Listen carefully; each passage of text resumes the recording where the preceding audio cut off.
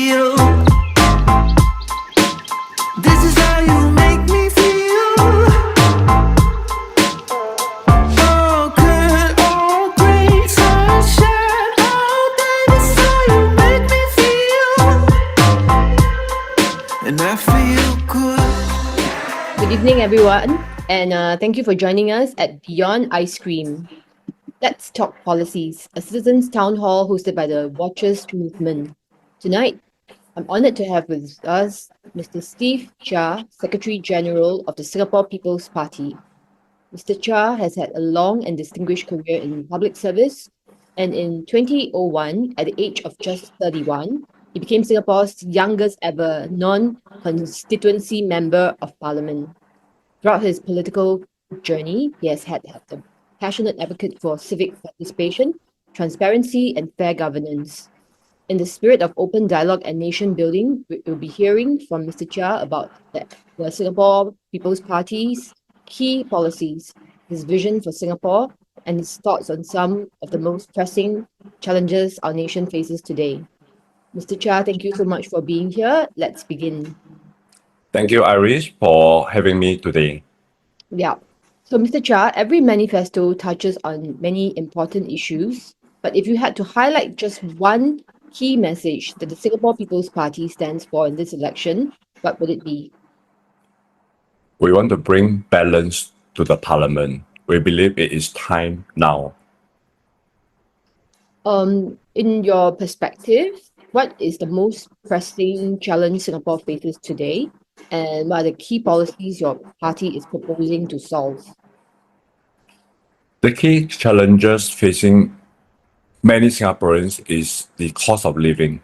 This rising cost that is affecting everybody. We used to eat quality food in the past, but now people are telling me that they are buying cheaper ingredients, eating less expensive meals, going out to restaurants a lot less often, eating at home. They are basically reducing their standard of living just to stretch their dollar. This is a concern and a frustrations for many Singaporeans. So, how will the SPP intend to solve this issue? This is a global issue. We cannot say that we can solve the cost of living issue, but what we can do is to mitigate it by, as what we propose in our manifesto, making sure that the government do not overtax the people, okay? And the budget surplus that is accumulated, like last year, 6.4 billion, returned back to the people through the CDC vouchers, so that Singaporeans have this support partnership with the government, where in times of surplus, the government return back to the people, so that in the event in future where there's a need, people will be more willing to work with the government for bring a balance to the budget. Okay, so your proposal is still continue with the CDC voucher, like for the rebate to, the amount to go back to CDC. Yes, correct. Basically, we want the a balanced budget. We don't want the surplus to go back to the reserve, and it has to be done every year. It should not be given only during election time, but every year that there's a surplus, return back to the people. Yeah, so that we have a balanced budget. Okay, so next, let's talk about the handling of COVID and the crisis and so forth.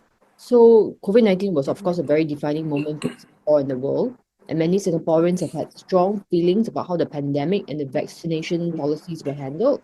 From your perspective, how do you personally view the leadership during the COVID-19 period, and what lessons should Singapore carry forward for future public health and crisis management? Okay, COVID is unprecedented time. Okay, everybody know it's a global scale. We were not there to criticize the government, because we believe that in times of crisis, everybody needs to stand united together to overcome the crisis.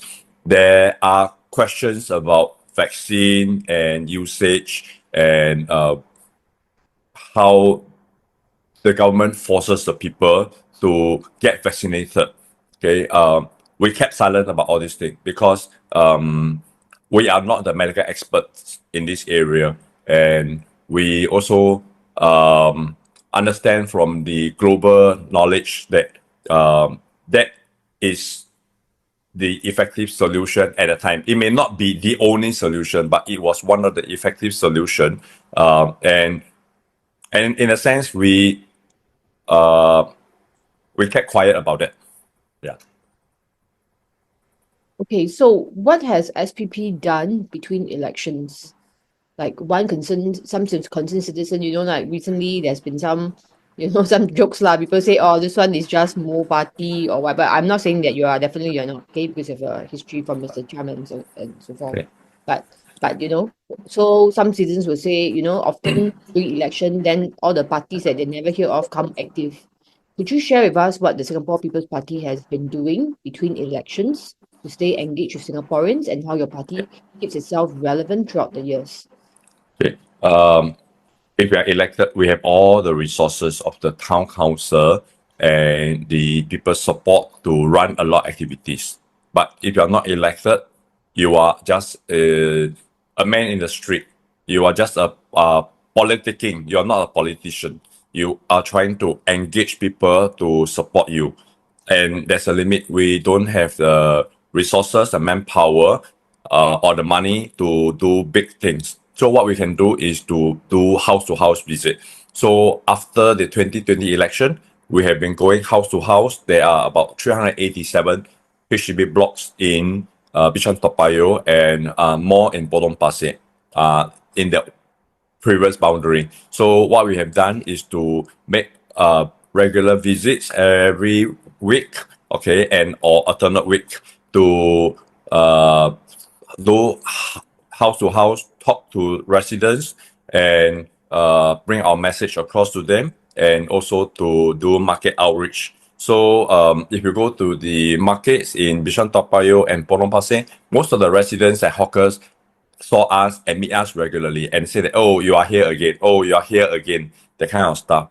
Okay. For HDB, we wouldn't be able to do that because we can only manage to cover the whole Bishan Toa Payoh estate 1.5 times in the 4 years because they are all about that huge amount of blocks and the limited resource that we have. I see. Okay, so so why should the I understand that the SPP will be contesting in Bishan Toa Payoh as you mentioned, and you're putting a candidate Williamson in Potong Pasir. So for voters in this constituency, what would you say is the key reason they should choose SPP over other parties such as PAP or Lim Tian in Potong Pasir?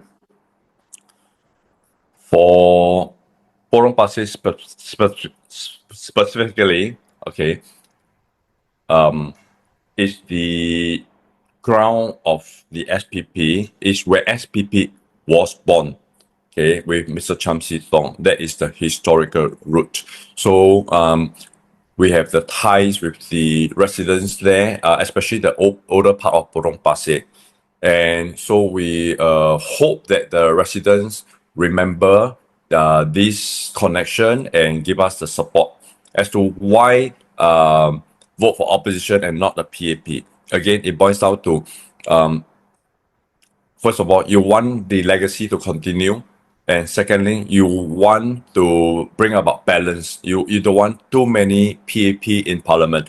In this term of election, the number of parliamentary seats has gone from 93 to 97. There is 4 more seats. Okay, so if you elect 4 of us in Bishan Toa Payoh and 1 in Potong Pasir, it's just 5. The PAP is only losing 1 seat. It doesn't cause damage to the PAP. As a matter of fact, they still get 90. Except for Workers' Party, they still get the same amount of seats.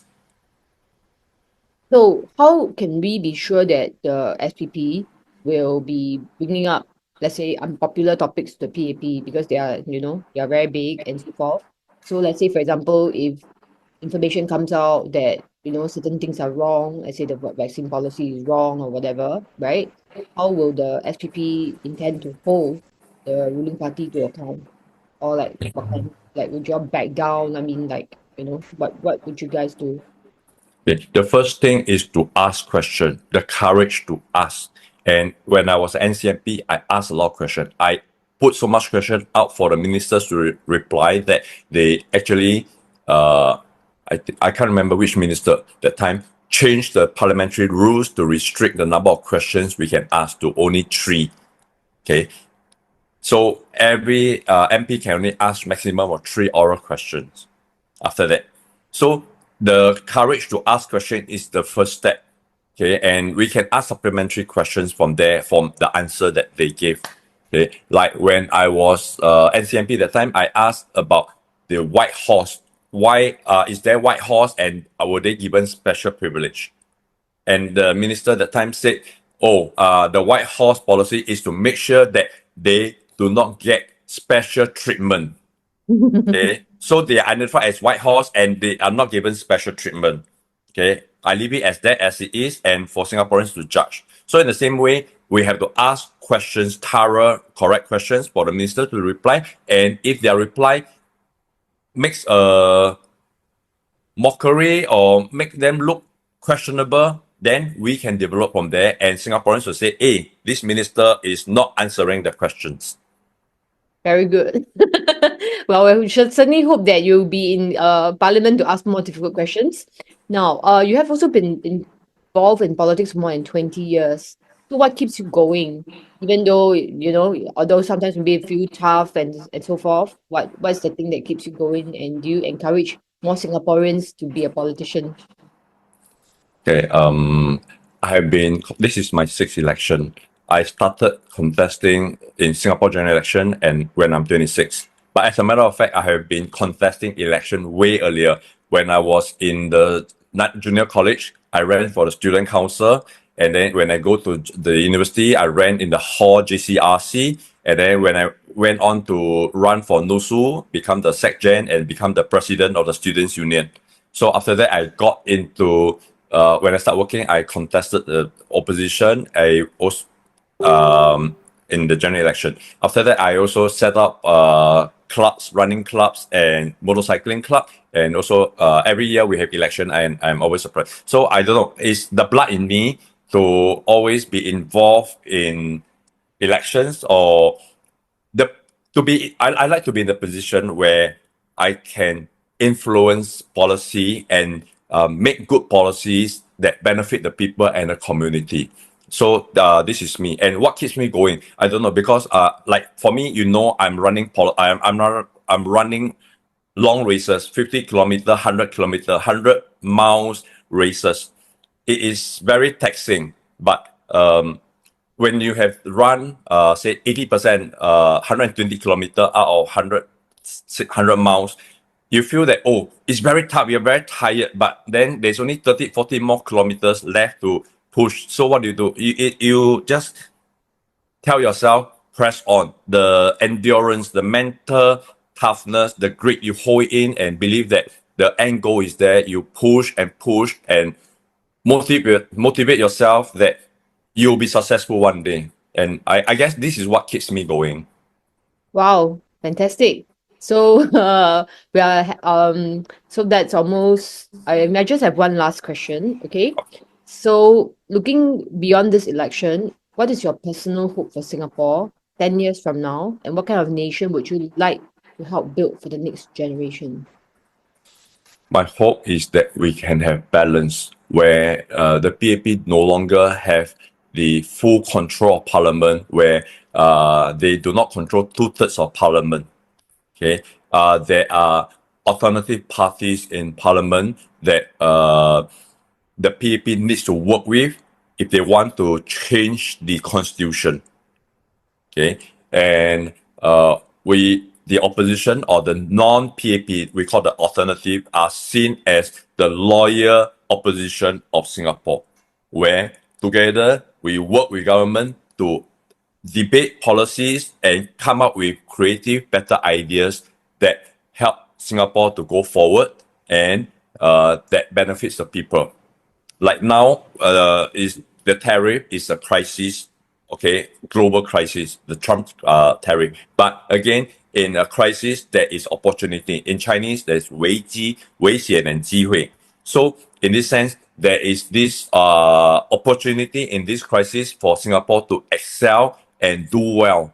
So again, it calls for creative thinking and creative solutions that we, the opposition, can contribute in the discussion and dialogue in the partnership with government, where we engage, bringing ideas from the public and the residents to the PAP in debate. Okay, because there is no group thing.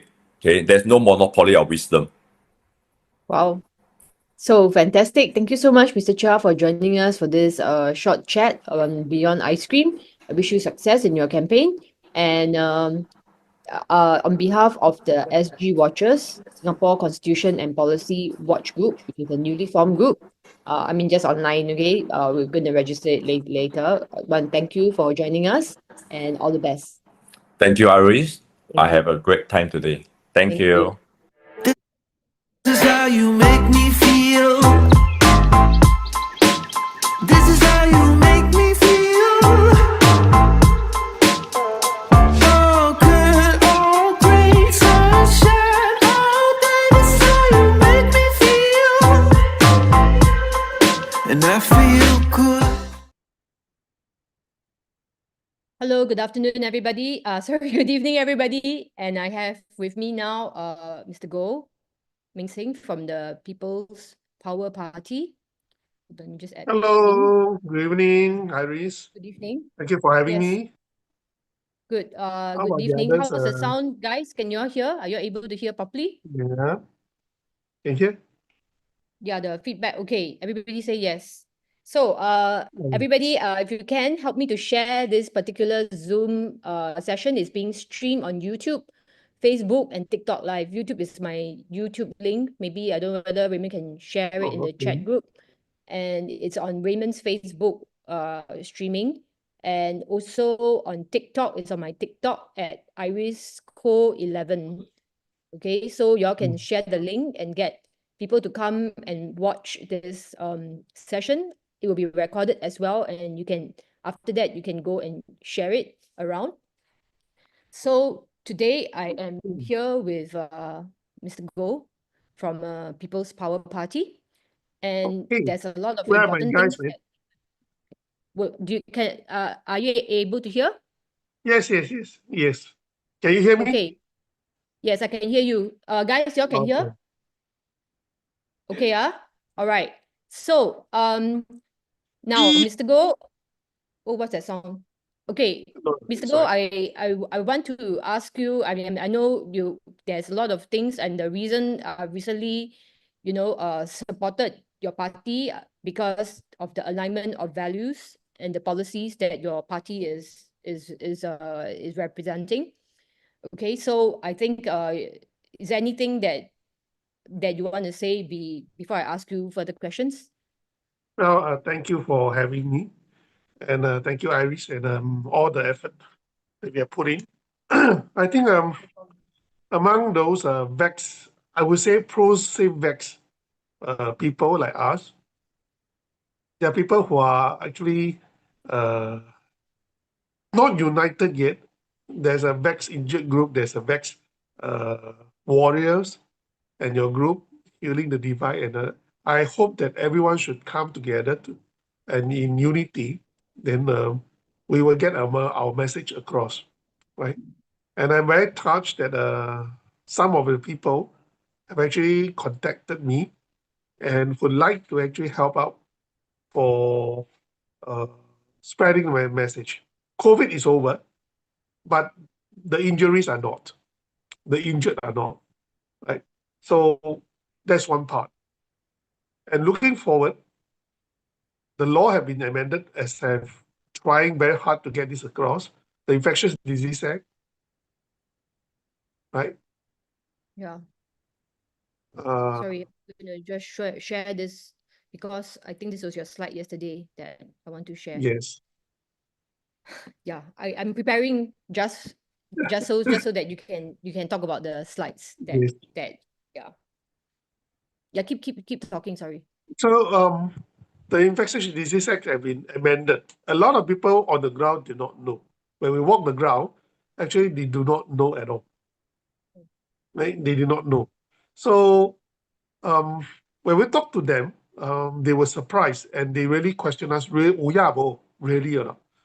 And we have to explain a lot of times what is happening in the parliament without anyone knowing because nobody raised anything objection, nobody debate about it, nobody, the mainstream media didn't even announce it as if it's just a minor amendment to the law. It is not minor, it's a very major. But before we go into that, let's talk about the informed consent that we are all for informed consent. We are not pigs. We are not chicken from the coop that wait for our master to kind of jab us whatever they want to jab into us. They are actually putting an mRNA vaccine into our food chain actually for the poultry, right? And that is the thought of it is quite scary. But nevertheless, we are human beings, right? We have our human rights.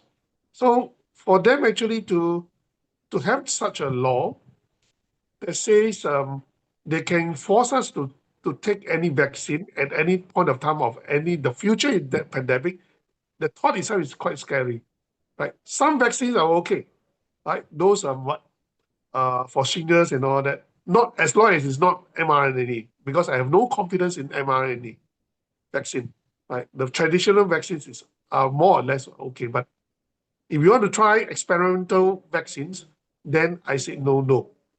But we've seen in the COVID period, even when the vaccines was not ready, because it's still under EUA, right? They still push for 100% vaccination rate, right? A few of us survived, like us, who took zero, right, are very, very few. But let's see the data, because I'm concerned back then because of the data, the lack of data, long-term safety data. But now, after 3 years, I think 4 years after the vaccination program has started, right, we have a small range of data which actually give a very dismay view, right? Now, maybe we have a second slide that you see, right? Hold on. Now, these are the data from ICA, right?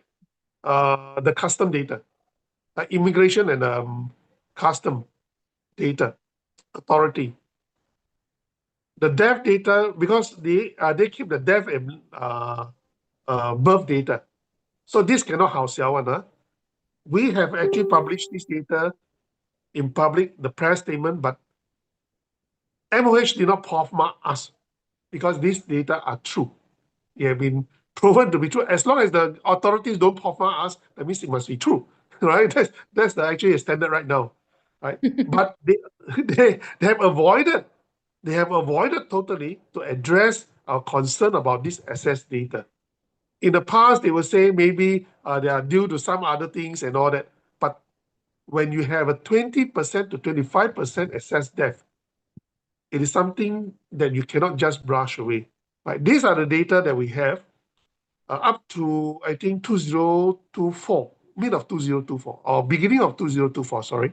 Right? So we have a certain data to call for comparison. So 3 years before the vaccination, 3 years after the vaccination, 3 years means 2018 to 2020, right? Then 2021 to 2023. So it's a fair comparison, right? So maybe we shall look at how this is a raw data, because in statistics we always like to have raw data. What the authorities like to do, even during my economics, when I study economics, I found that they like to aggregate data so that the time series, the trend has been actually smoothed out. So you cannot see the trend. If you cannot see the trend, you cannot tell a story, right? They like to do this, but thank goodness we have a monthly data, right? Monthly data for each year, so we can actually see the trend. Maybe you can Mr. for Goh, another one. Mr. Goh, while you are here, right, I just want to, because I also have been observing the data, and I noticed that they do not have any data for people who never take the injection at all. Am I right? We are the control group, but somehow Yeah. our data is not in MOH. Well, They never they give did to us. not differentiate. They Yes. did not differentiate, right? A lot of data have been so-called smoothed out. For example, the data for cancer patient. It used to be every 2 or 3 years they publish yearly data, but now they publish a 5-year aggregate data, which doesn't make sense to me. We cannot see the trend. We want to see the trend, right? Nevertheless, these are the data that we have, and a lot of studies overseas who are studying Singapore data, because Singapore is very unique. We have a very high vaccination rate, one of the highest in the world, right? Although we are a small city, but we have the over 90% have at least 2 jab, right? So these are the data that come into light. Okay, let's see this the second data. This is our call assess all cause mortality rate, right? Now, how do I do this comparison? I compare to 2020. That means for each of the year, the vaccinated year, 2021 to 2024, 2023, I did monthly comparison. What are the assets as compared to 2021, right? And these are the data. So you see consistently, almost all of the months in these 3 years are in excess. Now in statistics, we always say 95% confidence level. What does it mean? For example, this month is May, right? So if I want to predict how many people will die this month, I always refer to the past data, took the average or whatever, then plus minus 5% to give me a gauge of the number of deaths this month should not exceed that unless there is extraordinary things happening. Right? For example, another pandemic, another COVID, right? COVID-2, for example. Then you have more people dying. That will show a spike. But this is even when we have a subsided situation in 2020, 2022, and 2023, the excess death is still high, over 20%, 10%, over 10% to 20% per monthly. These are monthly data. Let me compare. So when this is very for people who do not like figures, it's very blur one. So I actually put it on the chart. Like you take a look at the chart. There come. Is it a chart? The next slide. Yeah. Yes, I compare a year-to-year comparison. That means the below trend is actually closely from the 3 years before the vaccination. That means 2018 to 2020. So you can see it's pretty consistent, even for the monthly. Only when for 2020, because there's a spike in the death when the COVID first landed in Singapore, before the masking came about. So actually it shows that masking actually works, okay, to prevent serious illness. Although it might not prevent a serious infection, prevent infection. And the lockdown actually works, right? So from February to June, you can see there is a slight spike in death as compared to the last 2 years. That means previous years is 2019 and 2018. But thereafter, when we have a lockdown and the masking, universal masking, the death data is actually quite consistent. It goes in tandem, up and down together, right? It doesn't vary more than 5%. But if you look at 2021, it started to spike when the Delta wave came, right? When the Delta wave came, that's in September. Now, it started to spike actually after the vaccination program started. I It is remember yeah. actually September 2021, a lot of people took the booster already, and Yes, it was correct. correlated Yes. with the booster. Correlation is not causation, huh? I Or know, else I you will know. I know. I'm just saying Right. correlation, but I can still say it's Yeah. correlation. But So this is it's for very 2021. scary. Huh? Interesting enough. Interesting enough. We are told that when you take the vaccine, you will actually reduce death, right? Reduce serious illness, uh, right? Although we already know that Bopake, like, it doesn't prevent infection and transmission. But the next narrative that came out when they realized that it's not going to have a herd immunity, which in April I already know.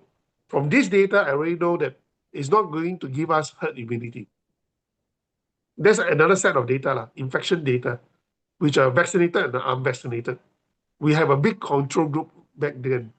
So we did not achieve herd immunity. It means that the vaccine is not effective in prevention of infection and transmission, right? But they still continue to jab us, like like a belief that, oh, this is the only measures that we have that can save us. Oh, right? That is the mindset. That is actually that they did not. Okay, in order to deal with a pandemic, there's three things that we must have. One is actually a fast testing kit that eventually we have, right? By I think by June we have the small swab thing. You don't need the PCR swab, right? The second thing we need is actually early treatment protocol. It's not a cure. It's just that to relieve your symptoms and hopefully prevent the development of a further development of serious illness, right? To prevent a continuous series of serious users. The early treatment protocol is very important, but they totally neglected it. They did not want to do anything about it. They did not tell everyone, unlike some of the countries like India or even some places, they actually tell their citizens there are certain early treatment protocol that they can try. Whether opake or not is beside the point. Placebo actually sometimes psychologically works for you also, right? But in Singapore, they did not do anything. What they did is they stick with a already proven ineffective vaccine to push for vaccination. And that's the result in the next year, 2020. May we have a next slide?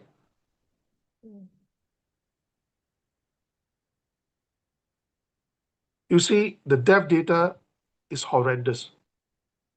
By 2020, the COVID pandemic is supposed to come hot, right? Subsided. So excess death from COVID infection is supposed to go down. But why are we having a consistently high excess death as compared to the last pre-COVID years? It is a very strong signal something is wrong somewhere. Whether the infection have a long-term effect or the vaccination have a long-term effect. That is the only possibility. That means a lot of people are kind of infected. I think should be more than 70% or 80%. Right? Then the only things change between the pre-vaccination period and after vaccination period is two things. One is infection of the virus, right? The other one is actually the vaccination itself. We do not know which cause what. Maybe both of them cause the same thing, long-term impact of infection and the vaccination. There are actually some research that says that actually it is because of spike protein, which exists in both in the vaccine as well as the infection itself, the virus itself, that caused this, but nobody knows. Now, this is a very strong signal that something is wrong, but nobody want to find out why. Right? Nobody want to find out why. And a lot of other data are actually cannot get. I try to find, maybe they are somewhere. Maybe I'm useless. I cannot find the data about heart attack, incident of heart attack, whether dead or not. That's beside the point. Incident of having strokes, how many people having strokes? Incident of how many people having cancer, whether it's excess cancer as compared to the pre-COVID vaccination period. So this if we have all this data, then we collate into, compared to the excess death, then we have a clearer picture what actually went wrong, right? But we do not have. I only have excess death, right? While we think that COVID is really behind us, by 2023, you look at the 2023 data, right? Okay, Wow. it continues to go up. My gosh. It actually peaked. The death actually peaked at 2023. It is mind blowing. To a statistician, this is actually something seriously wrong, you know? And that is why when I know that by 2024, they want to continue to urge people to take the vaccine, especially those elderly, I was shocked. I mean, the authorities should be looking at the same data as we do. Right? How can that happen? How can that Fact, I happen? think Singapore's access data is so high, right? 2023, we are one of the highest in the world access data. But when Yes. MOH always say that we have the lowest access data and access death, they always lump 2020 together. That is unfair because that was before the vaccine. And that was Yes. before anything was rolled out. We had one of the lowest access data, in the world. So we when are we missing. look as a statistician, when we look at data, right, we must have one hypothesis. That means hypothesis to say maybe it got to do with COVID infection. That's why they put the 2020 together. Then compared to the other part. But if our hypothesis is says maybe it's a vaccine instead of infection, right? So I did something called averaging comparison. That means I want to see after 3 years after vaccination, the average of death compared to 3 years before the vaccination start. Because averaging have its a certain prediction values. So that's why I did the data set for that, right? Maybe the next slide, right? You look at the next slide. So I average out. These are the data I average for the monthly data. I average those 3 years before the vaccination, 3 years after the vaccination, and I get this. And the excess death is 20% on average. The red box AC. Right? That's how bad it is. In other places like UK, when they have an excess death of about 10% or less, anything more than 5%, they are already screaming. But there's not even a bird singing in Singapore when there's a 20% excess death. What is going on? Not a single expert in Singapore have stood up and said there's something wrong and we must get to the bottom of this. Why? I'm not an expert. I'm only trained in statistics. That's all. So maybe you can look at the chart comparison. Chart comparison will give you a visualization that have a very strong impression of what happened, right? Maybe you have a chart, right? Let us look at the chart of this comparison. The next slide. Yes, and this is it. Even when we take an average, the trend doesn't look good. Right? I've stopped updating this last year. That's why you didn't see 2024 the full year, right? But according to my leader birdie collecting data for me, it came down a bit, but it is still not back to the normal. That means pre-vaccination period, right? It's still more than 10% excess death. I was told. I have not verified it, right? Because I need to verify all the data from ICA downloads. Now, these are serious signals with regards to life and death. This is about death. but no one in Singapore is talking about it except me and maybe Professor Woon. He actually looked at the same data set that says the same thing, that doesn't look good. Something is very wrong. If you talk about COVID infection that affect excess death, but other places like India have a lot of COVID infection, right? Massive. But they do not suffer such excess death. Why? That's a fundamental question. So by elimination, when the logic comes out as essential, by elimination, it must be due to something except COVID infection. And the suspect is definitely the vaccination. I'm not saying policy, because I'm not a scientist that do this, but biological elimination and deduction. There's two things, just like I said, right? Something changed after the 2020, right? It's actually COVID infection, high COVID infection, and vaccination. So we will eliminate that by, we call them in intra comparison between countries. That's the only one that happens. Vaccination is a likely suspect, but we need further study. That's all I can say. But before they actually make clear what is happening with all this data, they push out this no jab, you go to jail. Jab or jail, the next one. Right. I was quite shocked, right? The next slide. Now, people do not believe on the ground that this is real. They say, government will not do that to us. I said, no, the law have been set, have been amended, and nobody in parliament have raised any question about this. Section 47, if you Google, if anyone can Google Infectious Disease Act 1976 Singapore, you will find a link, right? Then you go to section 47.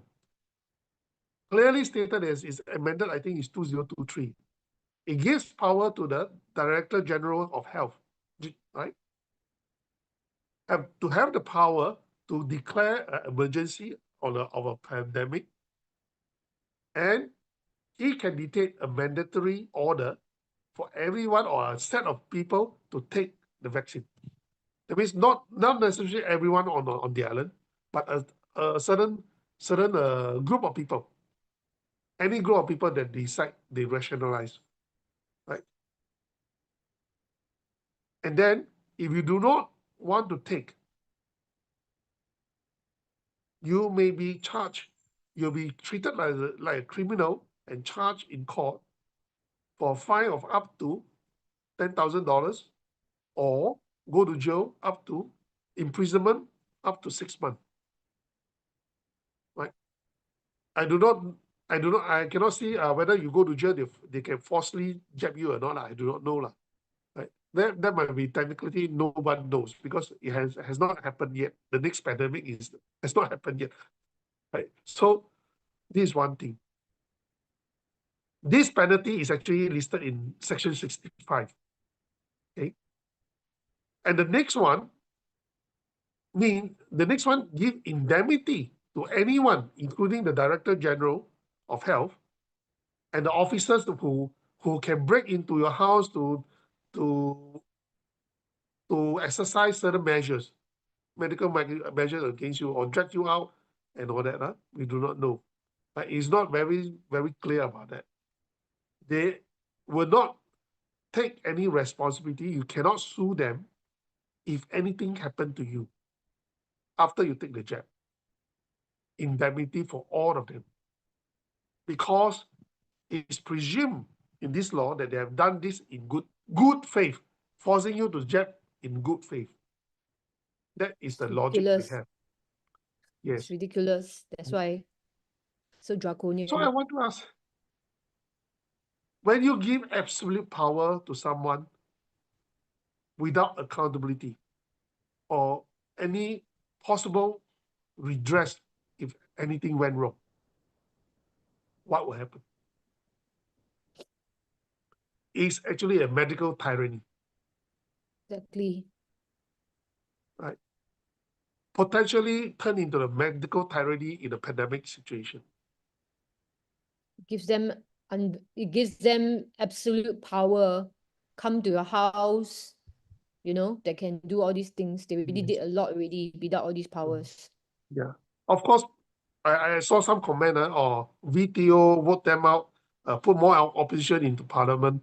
But I can tell you, at this moment, to all my knowledge, People's Power Party is the only party that is very concerned about these rules, right? And only us are speaking out against it. In fact, I was reading today that someone went to another party to ask one of our candidates. He outright to say that oh, we support the vaccine. Then this guy obviously is a pro Savex guy who said, then I will void my votes. Then void your votes, then you walk off. I said, how can you have such attitude? Aren't you concerned at all? The breach of a human rights? We are not chicken, we are not pigs, we are not poultry. Humans decide for the chicken to take the bird flu vaccine, right? Yeah. Mr. Goh, I Now, want to confirm what you have said, because I myself, I went around to various political parties. In 2021, I emailed to the Workers' Party also almost every week. To many, I CC them all in my email. And I met with one of the Workers' Party member. After talking to him for 1 hour, he convinced me to take the vaccine. And the rest of the members never replied to me.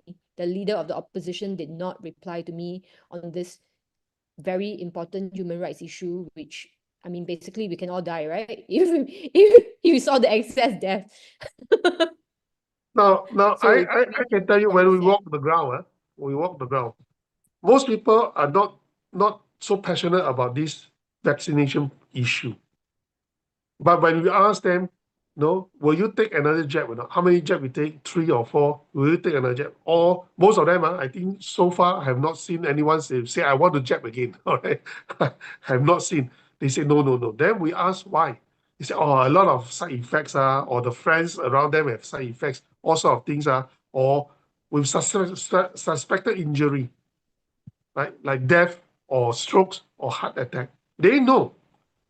People knows on the ground, but they say, "Po pian ma, have to jab to go to work ma." They are resigned to the fact that they are being dictated to do something against their will to their body. How did Singaporeans ended up in such a sad state? Mhm. Without even have a thought of saying, no, I'm not going to be jabbed again like that.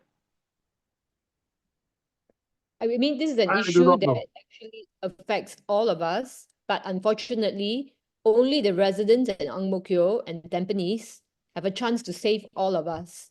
And I encourage all of you, if you are staying in Ang Mo Kio, Tampines, to really vote for People's Power Party, because they're the only party that is speaking up about this issue. And trust me, I've gone around, okay? I've gone Now, around talking to various political parties, and now I Mr. make 3 Goh, promises right here. If my party ever get into parliament, the first thing we will do, we will move a motion to repeal this amendment yes, or amend it to such a extent that you must be very sure that the vaccine is safe before you go for a mandatory vaccination program. Right? That's what I do. Most probably we will not be successful. The second step is to challenge this law in High Court, judiciary review.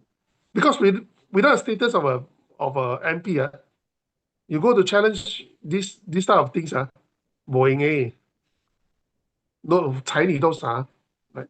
So you have to get the attention about that. The third thing I'm going to do, because people ask me, hey, do you have data or not? I of course don't have data. The only data is always from the official data, like the SSDF, right? I was asked during one doorstop, the reporter said, you say, wow, you have so many side effects and all that. Do you have data? I say, first of all, Pfizer already in his report has listed 1,291 side effects, potential side effects. What data do you want? And some of them are very fatal, right? That's not for me, for Pfizer, the official document.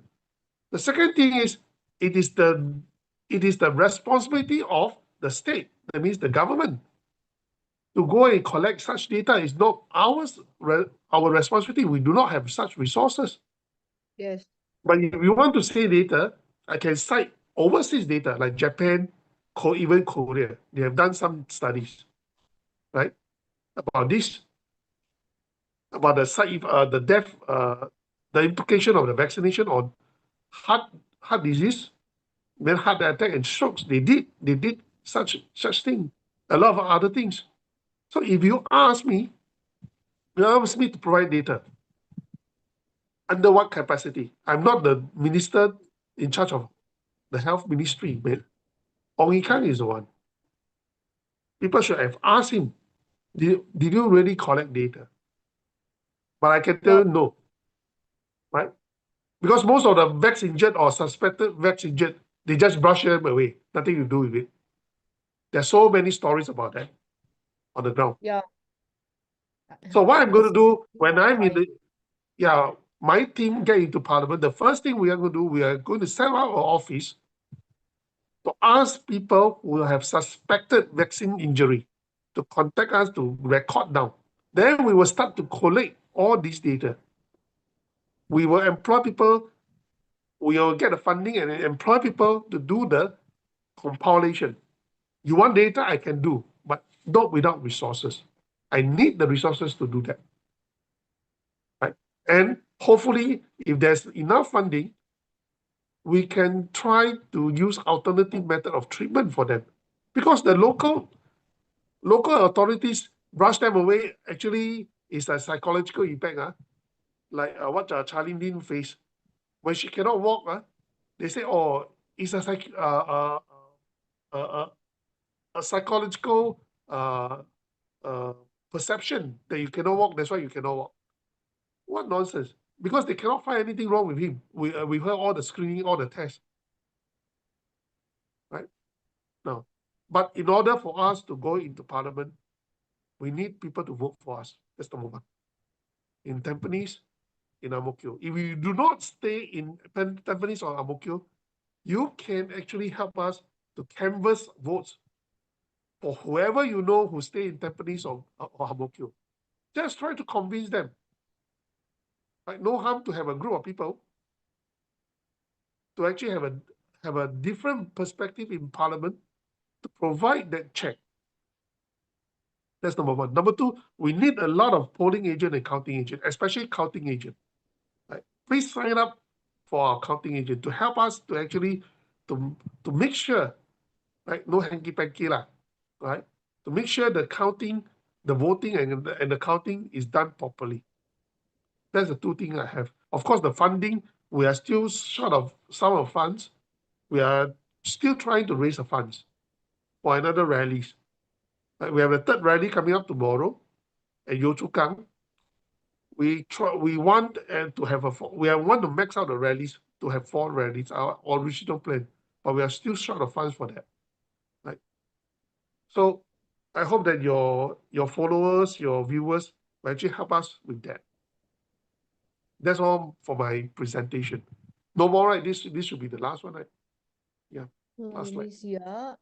Yeah, because after that, yeah, this is the This other one, slide. mandatory vaccination orders. This is the order. The exact wording. Right. Yeah, it's very scary. And let me see, there are a few things. Okay, so there are a few more slides after this.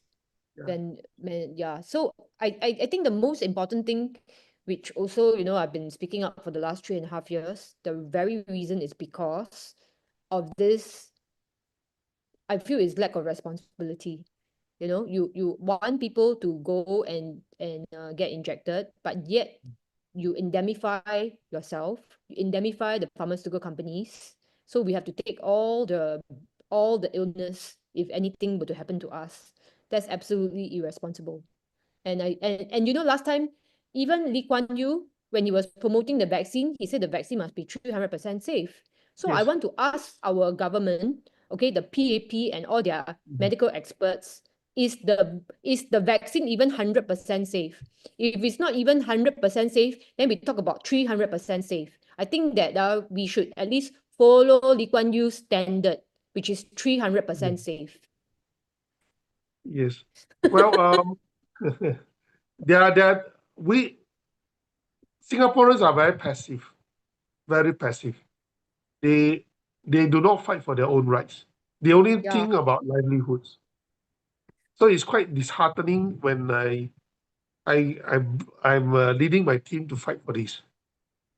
But I also very heartening in that sense that there's still a small group, core group that actually supported us in this journey, right?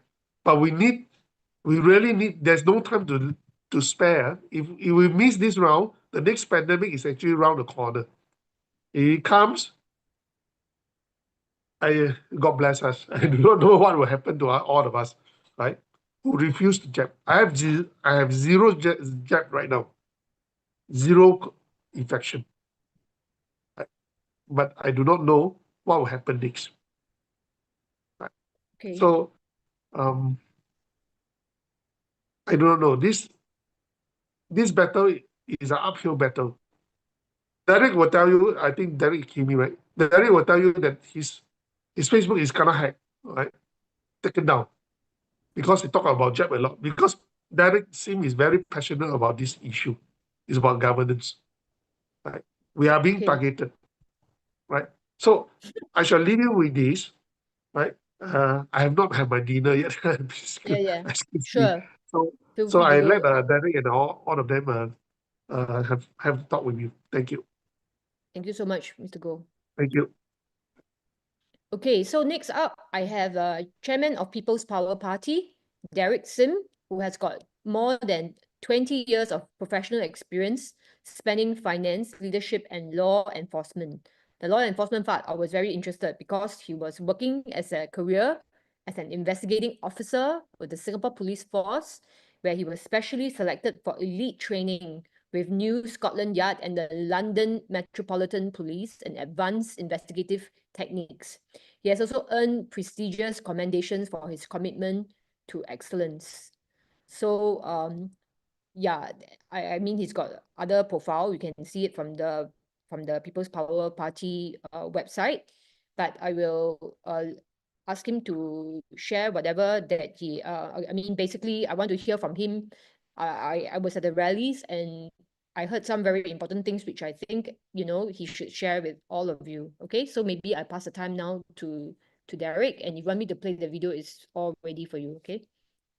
Hi, thank you. Thank you, Iris, for inviting me here. So just now, Meng Sing talked a lot about the past data. So I'm more concerned about the future, in the future pandemic. Just now you all mentioned the Section 47 and the Section 65, which is the penalty. So I'll just like to point out two more, which is also inside the Infectious Disease Act, which is the health officer able to break into your house without a warrant to implement health measure. So some people ask, so which section got this law where? Also inside the Infectious Disease Act, Section 55, 55A, and 55B. It details all the power that the Director General of Health are able to direct health officer to enter your house without warrant.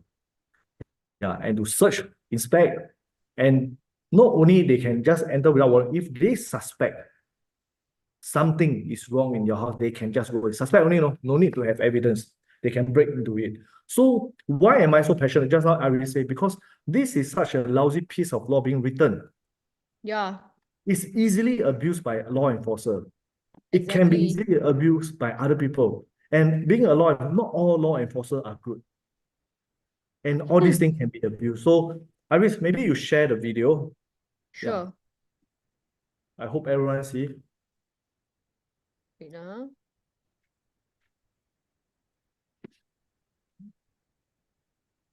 远一点，我现在是离远点，快，离远点。让我们进去，好吧？你现在不能进来。好的，请出来。两个把东西收拾一下，你收不收？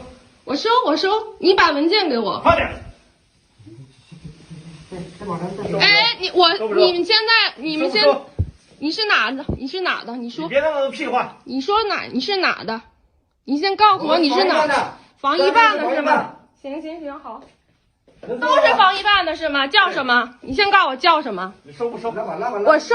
我收。你先告诉我叫什么？而且你们现在这样进来，我穿的是内衣 ，OK？ 哎，你不要动我啊！我就动你了，咋地？你不配合？你出去，你们出去，我要换衣服。你动我！穿不穿？动我！我告诉你们耍流氓，知道吗？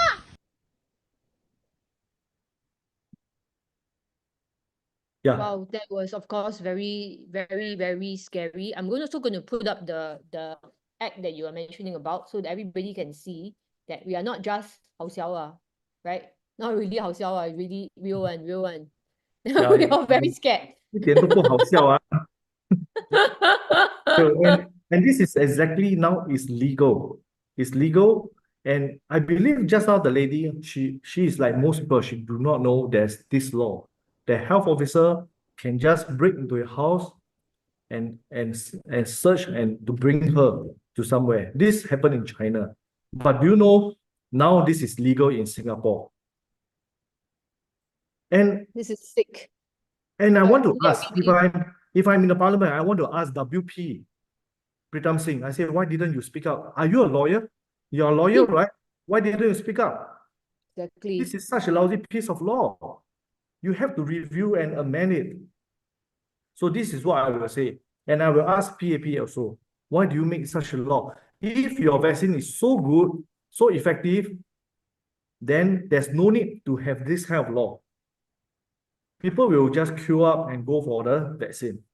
There's no need to actually punish people for refusing to take the jab and go to jail. So I think these two, and the other one is the third schedule of the coroner inquiry. I spoke about this in the first rally.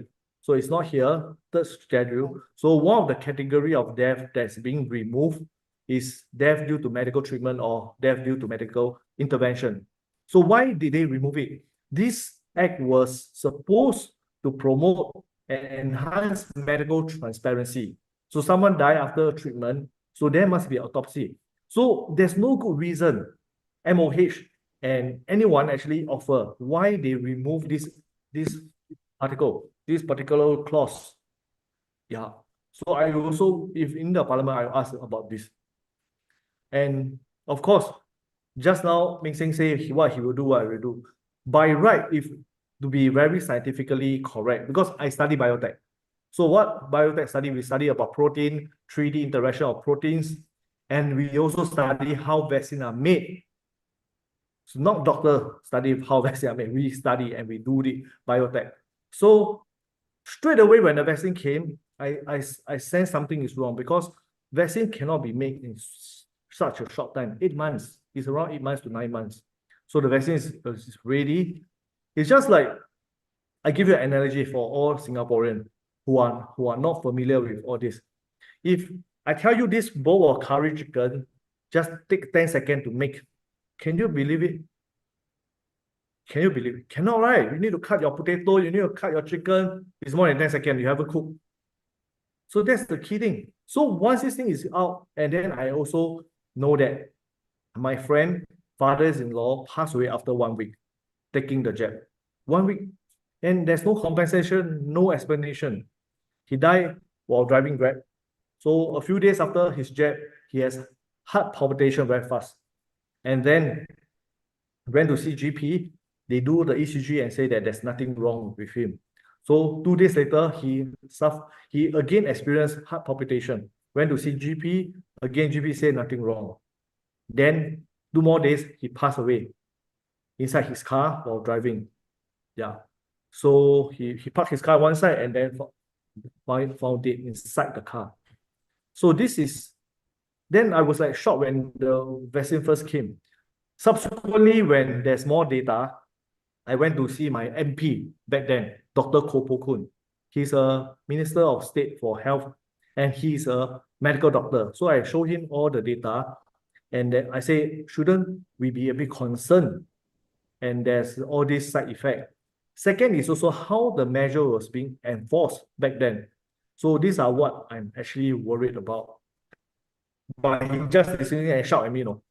My MP shout at me. Yeah. He shouted at you. My gosh. Yeah. What did he say? He just say all these are not, I got no time to entertain you. Yeah. Wow.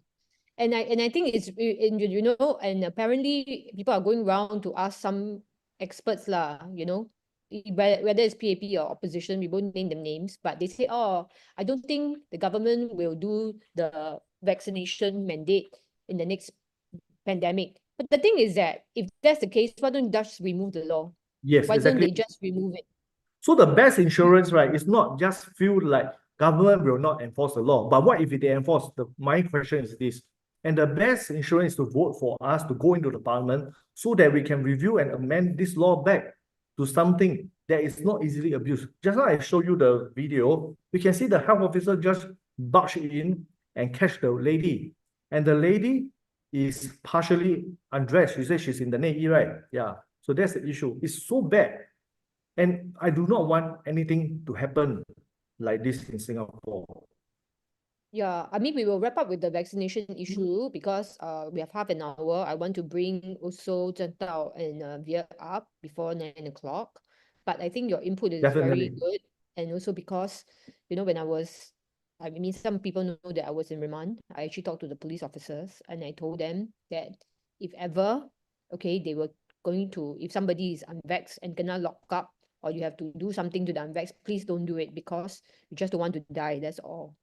Okay, so I really, I can't stress how important this law is, and I can't stress how tyrannical and how against human rights and potentially very dangerous to everyone, and we should not allow our country to get to that stage, right? And there's only one party in Singapore who is brave enough to speak up about this topic, and that's People's Power Party, and they will be contesting in Ang Mo Kio as well as Tampines GRC.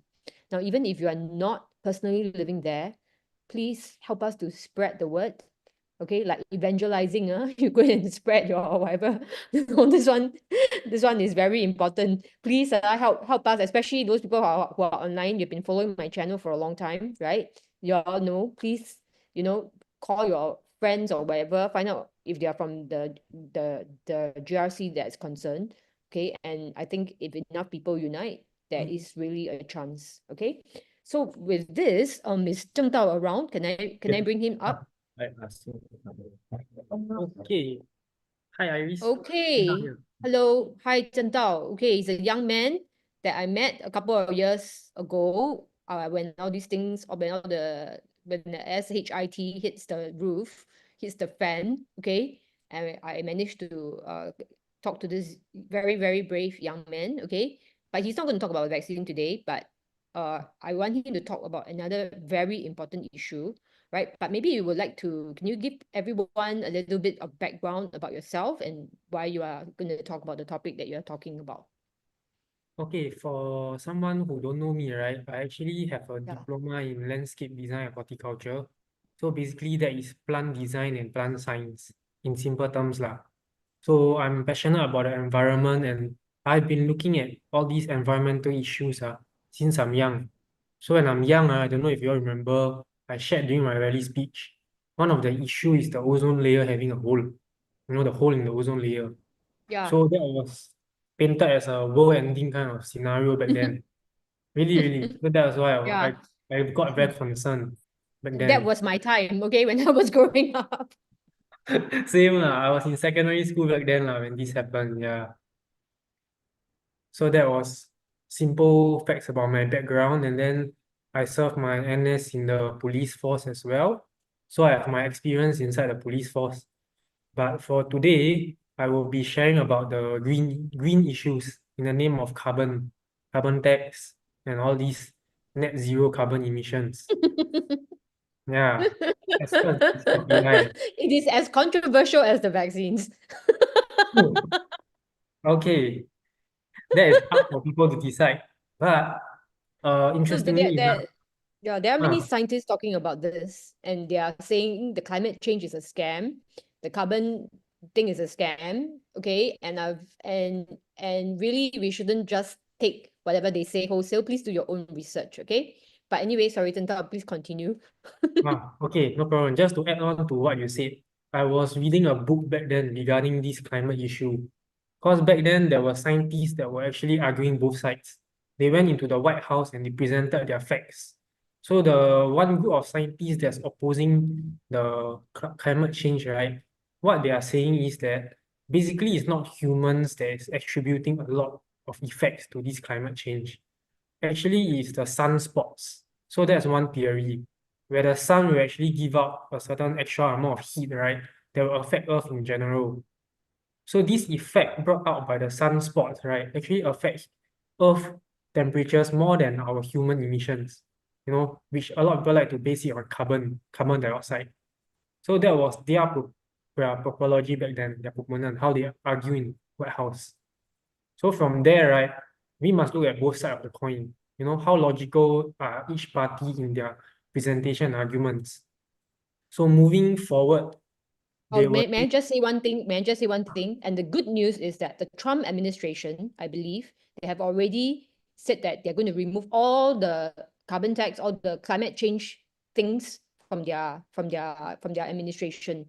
So that is a win. Okay. So in view of this winning by the Trump administration, I think we have a very valid reason to talk about the issue that you're going to talk about, because they want to increase carbon tax, okay, which is going to affect all of us very seriously, okay? Yeah, sorry, please continue. I'm just trying to give them some really important information about what's coming and why they must vote for People's Power Party, because they are the only party that's talking about this carbon tax issue, which is going to affect our cost of living, everybody. Okay, please continue. Thank you, Alice. As mentioned, right, so these carbon tax will not be going away. They actually introduced back a few years ago already in Parliament. But in my first rally speech, I did mention, if you all think that your cost of living is very high now, right, just imagine the next 5 years. What we all know is that GST possibly could be raised to 10%. Okay, that's an extra add-on effect. Then right now, this carbon tax is going to increase even further. Right now, the carbon tax we are looking at is around $25 per ton. And in the next 5 years, it could rise up to $45 to $80 per ton. So that is more than double the increase, and that's on top of GST. So all these you factor in how it multiplies. I leave it up to you guys to decide.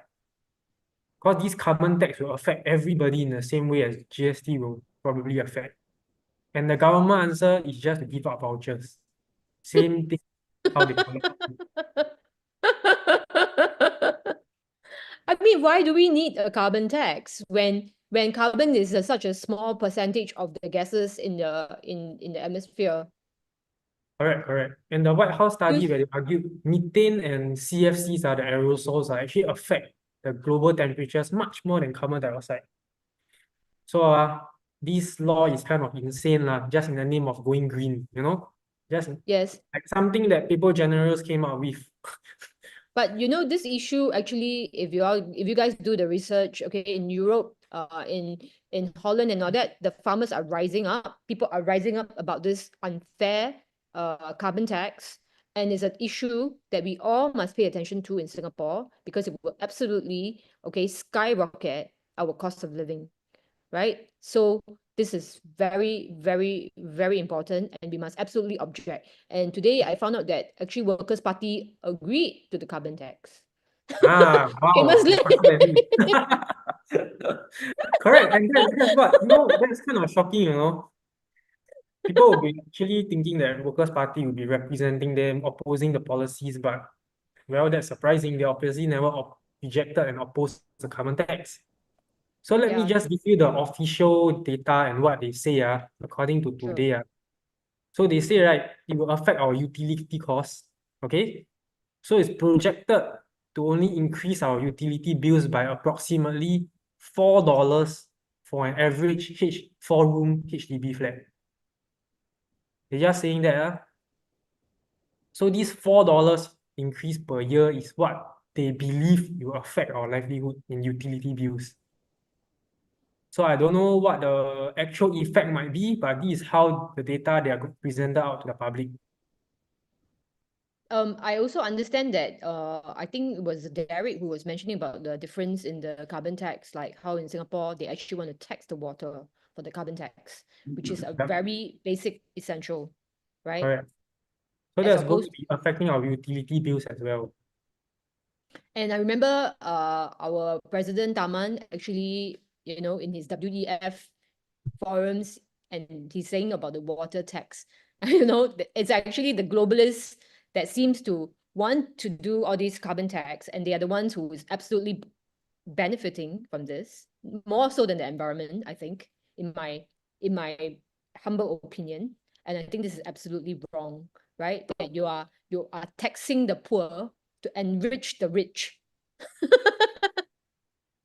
That's kind of ironic, isn't it? Because you look at it this way, should water be a human right? That is Of already course. one argument on itself already, which I don't want to go near. But we look at how carbon tax are going to affect businesses. This is one thing I want to bring up today also. So with SMEs and small regular businesses, right, they can move in and penalize you for the amount of carbon emissions they deem you to have or emit, And what's ironic about this is these small medium enterprises might be affected very, very big, because there's something where this policy along the line, where they are saying, right, they can sell you carbon credit score. So rich companies and MNCs can actually buy carbon credit scores from other companies to make their companies looks like they are carbon net zero. Wait, say that again. Yeah. Repeat. Repeat again? Yeah. You don't catch it? No, I didn't catch it. Say it again. Okay, so let me quote, according to what I asked ChatGPT, these carbon credits are valuable commodities that can be sold to companies or individuals who want or need to offset their own emissions. So pay money, then the earth will be better. So you can pay money to buy and lower your carbon emissions, carbon credit score. This is how this policy can be rolled out. So Well, wow. we know it's actually all about money. It's a financial market. They want to commoditize everything. So that's why the Trump administration has basically effectively crippled this climate change nonsense, right? He's doing away with it, which is a good news for the entire world. And we should absolutely be in sync with what's happening internationally, right? And I think the PAP government is very upset because Donald Trump just spoiled their plans. Let's flip their plans. No, but you see, I'm an environment student. So when you tell me about carbon and net zero emissions, right, I will ask you along another way of reasoning. It's like, if it's in the name of environmental impact, why are we clearing so much land in Singapore, right, to build MRT tracks, to remove all the natural land we have, eco-land, eco-diversity we have, just to build so many new infrastructures, That's actually harming the environment more than all these kind of carbon tax and what. Exactly. And the irony is that carbon is needed for plants. Am I Correct. right? I mean, you're a Yes. horticulturist, right?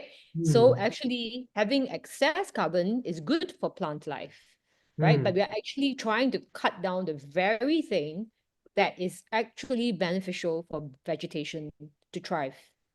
That's just unbelievable and totally illogical. So all the activist group for all these environmental restoration and preservation, right?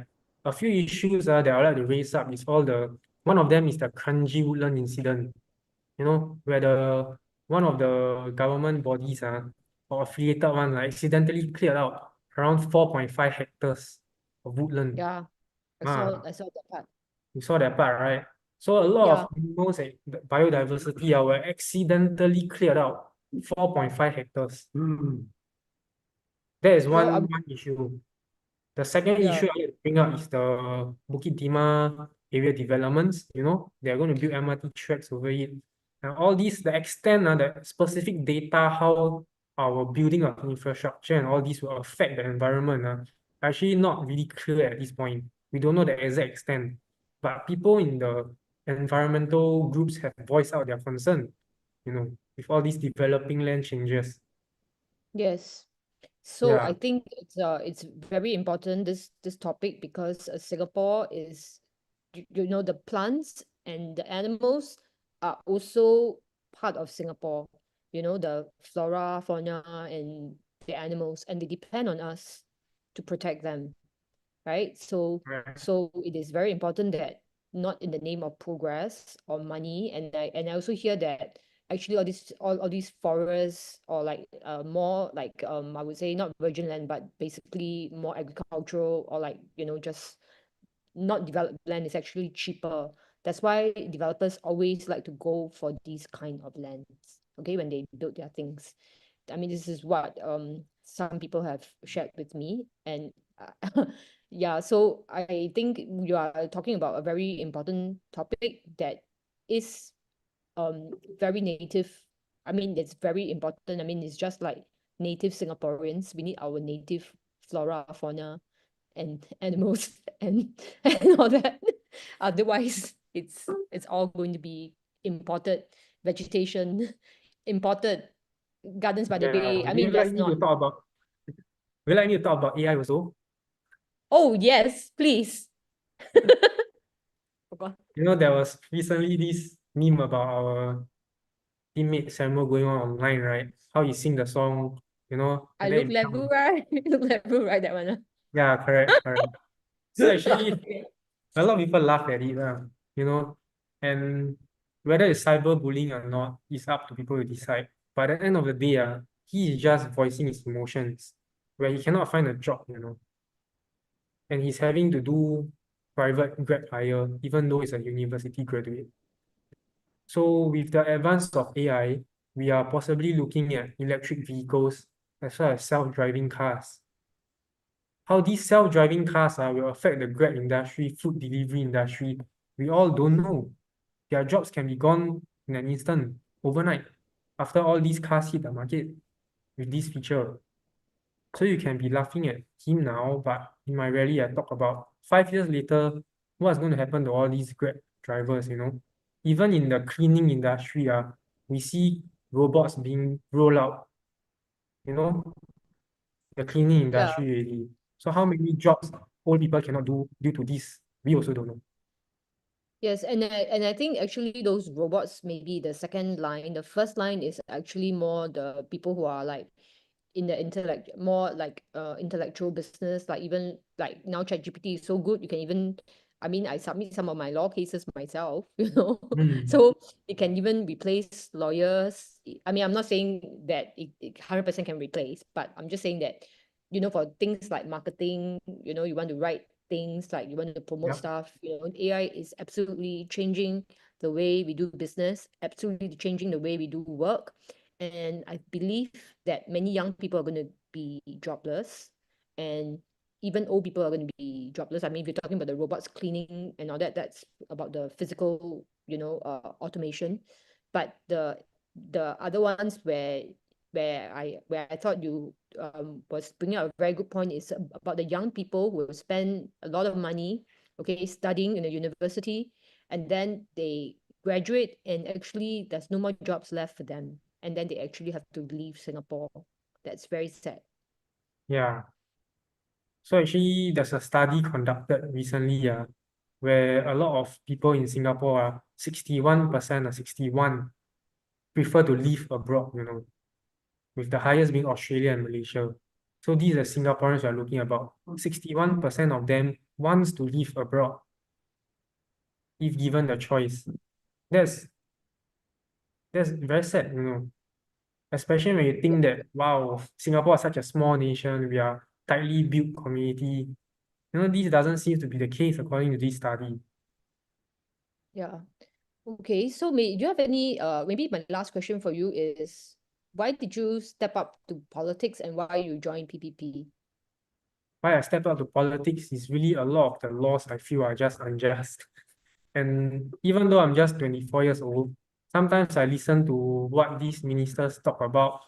I'm bamboozled. That's the only word I can use with what they say, their recent comments, you know? And I myself have my own personal experience in NS, where I refused to take the jab, and people were actually saying, if I don't take the jab, they want to throw me inside jail, detention barracks, in NS terms. Yeah, so during that time, right, I was actually prepared to go inside jail, right? And God knows what will happen to me. So I don't want anybody in Singapore to experience this, you know, just for standing up for my basic right, you know, then I face these kind of threats. So what Derek shared earlier just now, right, is a very possible scenario to happen to anyone in Singapore if they refuse to take anything. Yes, and it's real. You experienced it yourself, the coercion, the threats to throw you some to barracks and stuff, which is very, very uncalled for, is when it's not even safe. Okay.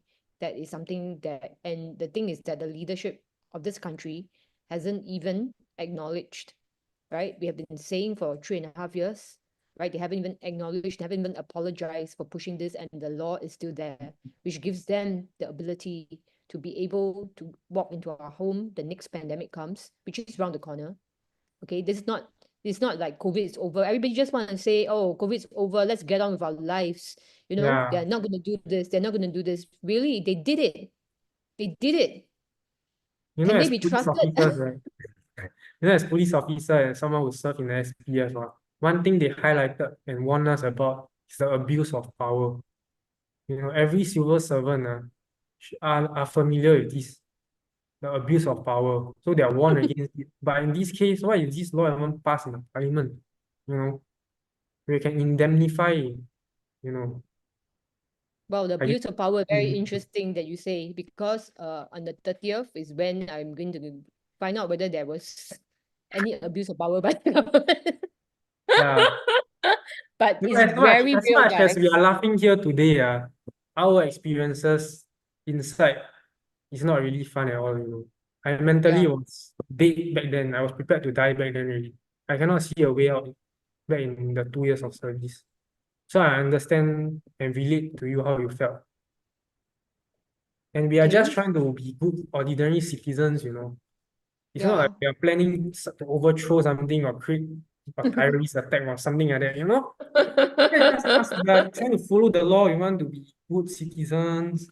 Why do they force us to become this way? It's very sad. Yeah.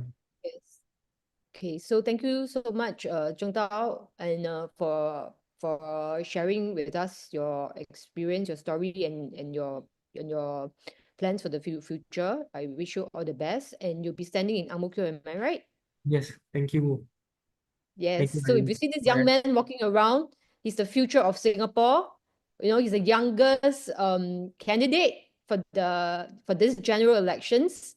And I think he has a strong passion for Singapore. He has a strong passion for the environment, which is and he can be a good person to speak up about the carbon tax. Guys, if you want to pay extra carbon tax, vote for People's Power Party, because they are the only people in Singapore, okay, right now that is talking about this, and you absolutely need to share this so that we are not going to increase our standard of living. Please, you can vote for Workers' Party elsewhere, but for Tampines, please. Okay, please vote them. And of course, Workers' Party is not going to Ang Mo Kio, but but Ang Mo Kio, you are having another fight with another, is it Singapore United Party? Am I right? SUP? Yeah, SUP, correct. Okay, so yeah. So anyway, just look for the torch, put a cross for Ang Mo Kio, okay? All right, I'm gonna bring Veer up next, because Veer is the next person that is going to be speaking to you. Hello, Via. Hi, And hi. Thanks for I having want to me. introduce this young man. I watch him grow up. Him and the sister, and I am so proud of him that today he's so brave and speaking so well on stage, and it really makes me very proud that he, like, there's young people like him that's doing something for this country, right?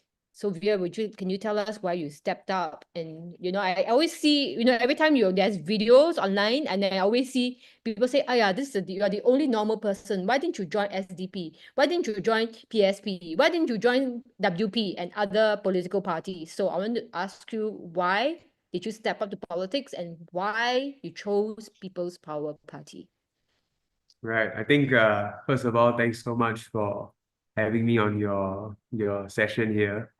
I dare not take any credit. All the credit, if I've done anything good, goes firstly to God and also to my parents who raised me lah. I think that other people also ask me this, why did you join PPP? Because the media has been smearing us a lot. They've been trying to make us look bad, make us look, not well put together and things like that. And the reason why I joined PPP is simply because of what I did say also in the last rally, because it's about values.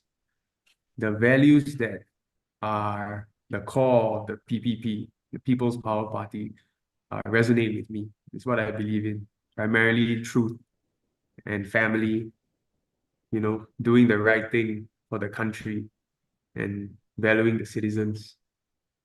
And I think I was impressed by PPP being the only opposition party to step up to talk about this thing that no one wants to talk about. And it's so strikingly obvious that no one wants to talk about this because we've tried and we've said it before. If someone else can take this burden off our shoulders, we would gladly let it go and go home and sleep because we're exhausted. But we can't, and so the burden remains on our shoulders, and we are determined to do something about it. I think every single person in the PPP, they have this sense of duty. They're not doing this because it's easy. They're not doing this so that we can get some fame or some accolades, because we're getting the opposite right now. But it's so that we can sleep in peace at night, so that we know that we did the right thing, so that we can stand up for the people we love, because we don't want to see Singapore going down this road that is going to become tyrannical, or perhaps it already is tyrannical, but it's right under our noses. And it's very sad because not only is this, gambling with people's lives, but it's also a reflection of the nature of the way Singapore is being led. And if it continues to be led this way, even if they change the vaccine thing, even if they didn't, enforce the law this way, but the spirit that Singapore is being led in will eventually lead to its destruction, because it's about fear, it's about control, it's about, it's about authoritarian kind of brainwashing almost. And this kind of environment is not going to be conducive for the next generation to step up and take over and grow, because we're always trying to use the old methods to change the future, and it's just not getting very far. Yeah, so I hope that this can be a wake-up call to all Singaporeans to think about what the government actually stands for and what it should stand for and what that should look like in practice. Yeah, so that's why I chose the People's Power Party. Well, I think you chose right because because values is really, I think, the most important thing in as a leader, because as a politician, you're leading the country. And today, of course, there's no lack of capable leaders in Singapore. They are got their PhD, this and that, lawyer, law degree, medical degree, and so forth. But the hardest thing, right, is this thing called values, right? And the courage to do what is right. Yeah. Because leaders of of tomorrow, which I firmly believe, right, needs to be somebody who's upright, needs to be somebody who's willing to stand up, you know, and Yeah, I and that think that there's a huge temptation for every leader, and especially in politics, which is to say what people want you to say and what people want to hear, because that will get you to the top the quickest. You just parrot whatever it is that you know people would like to hear, and then everyone likes you. And yes, but that usually means telling lies and not, upholding the truth. So it will get you popular, right? Trying to please everyone, trying to make everyone happy, but it's not real, because truth is binary. Is up or down, left or right. You can't be everywhere at once. If you stand for everything, then actually you stand for nothing. And if you exactly. stand for nothing, then you won't stand at all. So people need to understand it's about truth. Exactly, because you know, truth, because as a politician, you know, politicians are lawmakers, right? And if you go into parliament and make laws not based on truth, then can you imagine how bad our world is going to become? How bad this country is going to be run if it's based on, let's say, propaganda or some kind of, like, you know, weird science, or like science that's not even that is it that can be manipulated that can Yeah. be manipulated based on money or and so forth, right? I mean, I also found out recently what PPP stands for, like the torch. You know, you want to say a little bit about that, because that was something that struck a chord in me as well. Yeah, so the torch, I also found this out recently, that the torch is the torch of truth. So we shine the light of truth wherever we go with this torch. And the truth will definitely burn up all the lies. That's why it's a torch. That's why it's fire. So it's hot, right? And if you carry this torch, you'll be able to chase away the darkness, chase away the lies. And so that's what we want to do. We want to bring this torch of truth into the highest places of government where the light needs to shine. Otherwise, how are you going to see where you're going? You've got no light. So the torch Exactly. not only, burns away the nonsense, but shines the way forward. So that's what we need. Yeah. Yeah, and I think it is for this reason that I would say, even though PPP is a small party, but I think it's founded on very good values. And I was listening to a Spotify interview also about how, you know, the party has got basically policies to check and balance, and I really like that. Okay, and I don't know whether you're in a position to talk about the check and balance policy. Okay. Yeah. I think there were a few policies that were being proposed. One of which was, I won't go into the details because it'd be a bit technical, but basically there are certain officers, like right now the electoral boundaries, the committee, right? Then they shouldn't be answering, they should be in a separate jurisdiction because there's a Yeah. conflict of interest, things like that. And then the setting up of an ombudsman committee, that means it's a separate committee to actually check and make sure what's being done is being done properly, things like that. Because many times there are conflicts of interest. There are people who are making the decisions, but because of their position, you're not sure who they're representing. And it's easy for those areas to overlap, and that leads to abuses in power. And after the elections are over, then you can't really do much about it because it's already been set in stone for the next 5 years. So things like this may have worked in the past when Singapore needed some iron hand to, get itself together in 1965. But it's now 2025, and these methods are outdated. They can be considered archaic, draconian, and people are way, way too educated to succumb or believe these kind of methods anymore. And if you continue to use these tactics, an excellent example is the gerrymandering that we are seeing, which is obviously is so painfully obvious. They continue to use these tactics, they alienate the young people. because the young people are not stupid. They're all university degree holders. So it's got to stop. This is about governance. It's about demonstrating the integrity, demonstrating the transparency. When people are able to see that, then they can trust the government. And then there will be more unity in the nation. Otherwise, we are actually destroying ourselves, but quietly. There's a quiet sort of disintegration that's happening in Singapore. I think Zhen Dao brought it up just now, that 60% of people want to leave. That's a lot. 60% is more than half. Yes.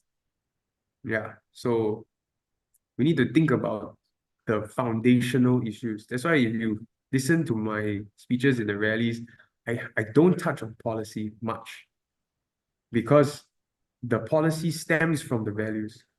All the policies stem from the values, stem from the core beliefs of the people making them. That's what Yes. matters in the end. It's the root causes. Yep.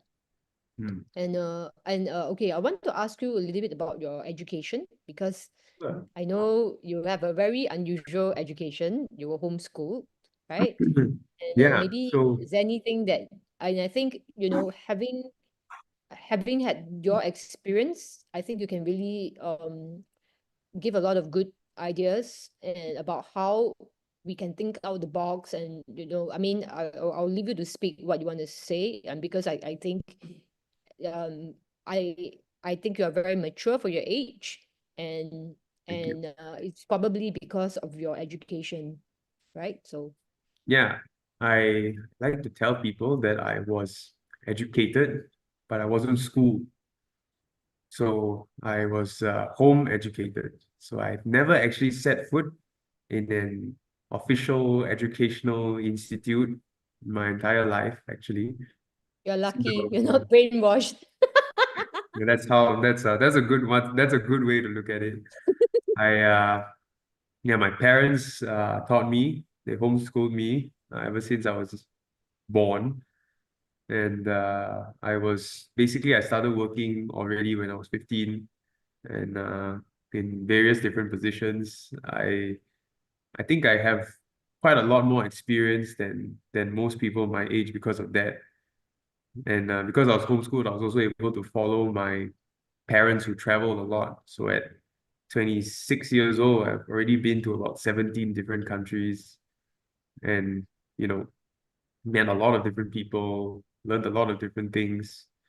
I've tried to start my own business and worked in many different positions. So I think that has helped me to have a broader perspective and see things from a different angle. If you are always in one place, like a lot of my friends, they've been in Singapore their whole life, so they don't really know exactly how it works in other places.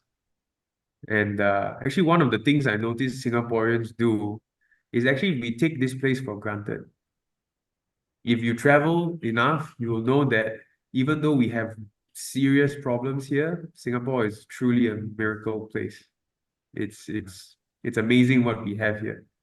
And you just need to travel to any of our neighboring countries and you'll realize and be grateful for what we have, which is all the more reason why I think it's worth fighting for. Yeah. Yes, because you know, I mean, I would say that we are one of the safest country in the world. I mean, you've been around, you know that. So one thing good that the PAP government did for us is to have this really safe country, which I really appreciate. So let's be clear, we're not here just to bash up the government or anything, okay? Yeah, But exactly. I think there's a lot to improve, okay? There's a lot to improve. And like what you say, you know, a lot of the laws and things were made in 1965 for whatever reasons, and society has changed, our population has changed, and we must keep up with the times. And having someone like you in parliament, I think it's going to be an asset, because there's a lot of people generals who study a lot and do well in studies, right? But there needs to be other you know, representation of people who are different, because different people make up the society. It's not just paper generals who who live in Singapore, and why should they be the only ones who get to make the policies? right? And yeah, is there any questions that other people would like to ask via? I mean, maybe we can take one or two. Okay, somebody say, I disagree, Iris. A safe country is the duty of any government. Yes, it is true, but I would say other countries that maybe not as safe. I don't know. Do you have anything to respond to that, Via? Mm, I mean, there's not a lot of countries that you can walk around at 4 a.m. at night and not worry. That doesn't mean that yes, correct. That doesn't mean that we are safe from medical tyranny. That doesn't mean we are safe from government overreach. That doesn't mean that we are safe from abuse of power. But I think I'm just trying to be a bit more optimistic and count my blessings as well. I think if we become too negative, it's also not good because we have to see the whole picture. Yes. So it is the duty of every government to ensure the safety of their citizens within the borders of that nation. And frankly, as far as physical safety goes, Singapore has done a good job. Yes. Physical safety, all right? Other safeties, okay, we can debate and then remedy the issues. That's my Yes. that's my 2 cents. Yes. I'm actually waiting now for Mr. Lim to come online, but he's not. So I maybe can have some time. I think you want to talk about what PPP is looking for volunteers and you know Yeah, how to support exactly. PPP in the Yeah, we meantime. really need help, not just donations, but we need manpower. We need people, especially on the polling day, to be polling agents and counting agents. What that means is that you will actually be there at the polling booth to make sure that there's no funny business going on, to make sure that the votes are sealed properly and transported to the correct vehicles. Counting agents will be at the counting center where the votes, the ballots are actually being counted, and make sure that none of the ballots that are meant for us goes to any other party. Because there have been reports before of people, they are angry, so on the ballot, they will write, go to hell or some bad word, or they will just strike out the whole paper. And what can happen, I'm not saying it will, but it can happen that the counting agent will say, oh, he wrote go to hell on the PAP side of the paper, so he voted for PAP. Or he wrote, he scribbled something, and then most of the ink is on the which side, so they say, oh, that's the vote for them. And they'll just makan and eat up any of these questionable votes. So someone has to be there on our side to look carefully and see and make sure that that doesn't happen. So that would be a counting agent. So we need volunteers who are willing to do this for us. It will be, if you want to be a polling agent, that means you'll be there from the morning, I believe 8 a.m. until evening, probably around 5-ish. I don't have the exact details. This one I'll go and get. But the counting agent will be in the morning. Sorry, the polling agent will be in the morning. Counting agent will be in the evening when they're doing the counting. Yeah. So we need your help. If you know anyone who will be willing to help us on the 3rd of May to do this, then please let us know. You can get in touch with Iris, who has, I think you have the form, the volunteer form. Yeah. Yeah, and we will just capture your phone number and a few small details so that we can add you into a WhatsApp group where all the other volunteers will be there, and then we can coordinate ourselves. We don't have much time because it's already Monday, and we have until basically Saturday to settle this. Yeah, I think Yes. we have less time. We have only take it until we have Thursday. So we got the next 4 days. We need over 200 volunteers. Wow. Yeah. Yeah. If we Anything can to have, add from Derek's side about this issue? Is if Derek's still there, does he want to add anything yeah, he's about? here. Yeah, I think Derek, you want to say Yeah, just a say second. Sorry. Yeah, so they're asking about the polling and the voting agents. What Hello. else do we need? hello? So what's the question again? Sorry. you want to call for volunteers, what kind of volunteers you want, you know, this is your chance to tell everyone what they so need to do to volunteer. Okay, so we need a lot of counting and polling agent. Polling agent for us, I think at the moment, not so important because there's a lot of party fighting. So there's a lot of party looking at the box as well. But counting agent, I need a lot of counting agent to watch how they count and there to speak up and make sure that all the boxes are actually loaded to the counting center.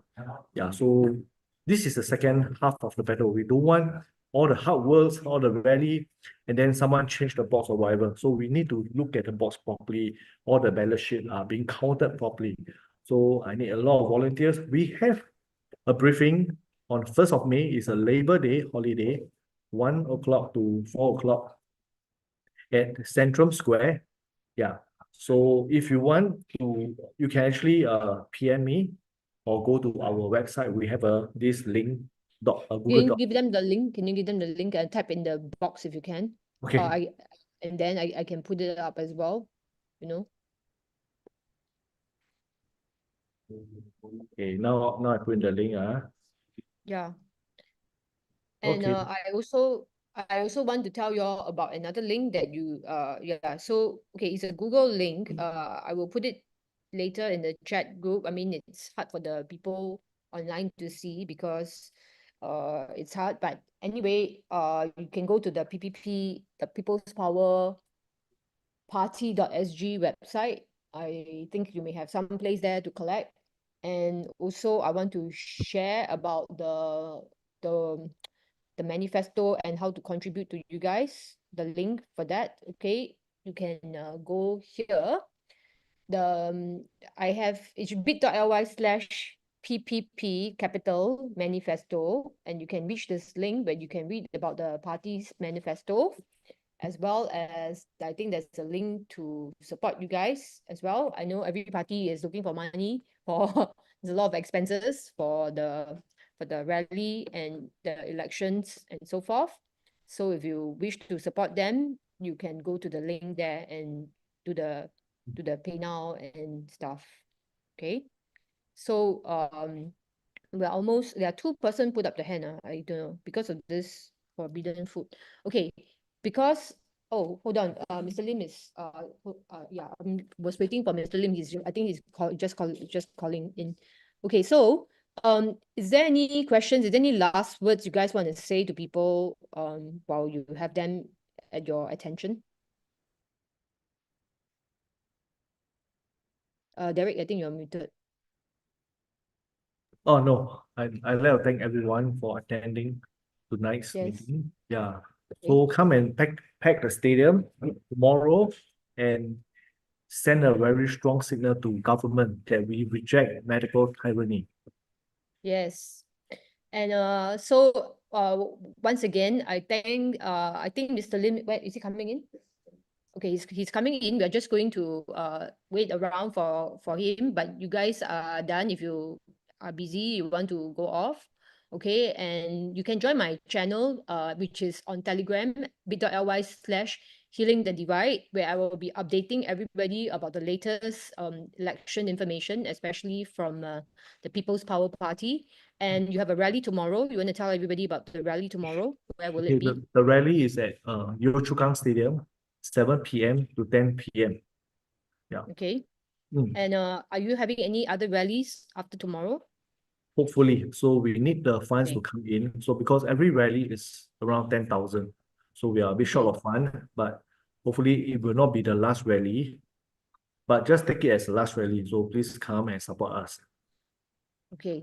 Guys, you hear it? Okay, tomorrow, if you want, okay, People's Power Party will be at Yio Chu Kang Stadium.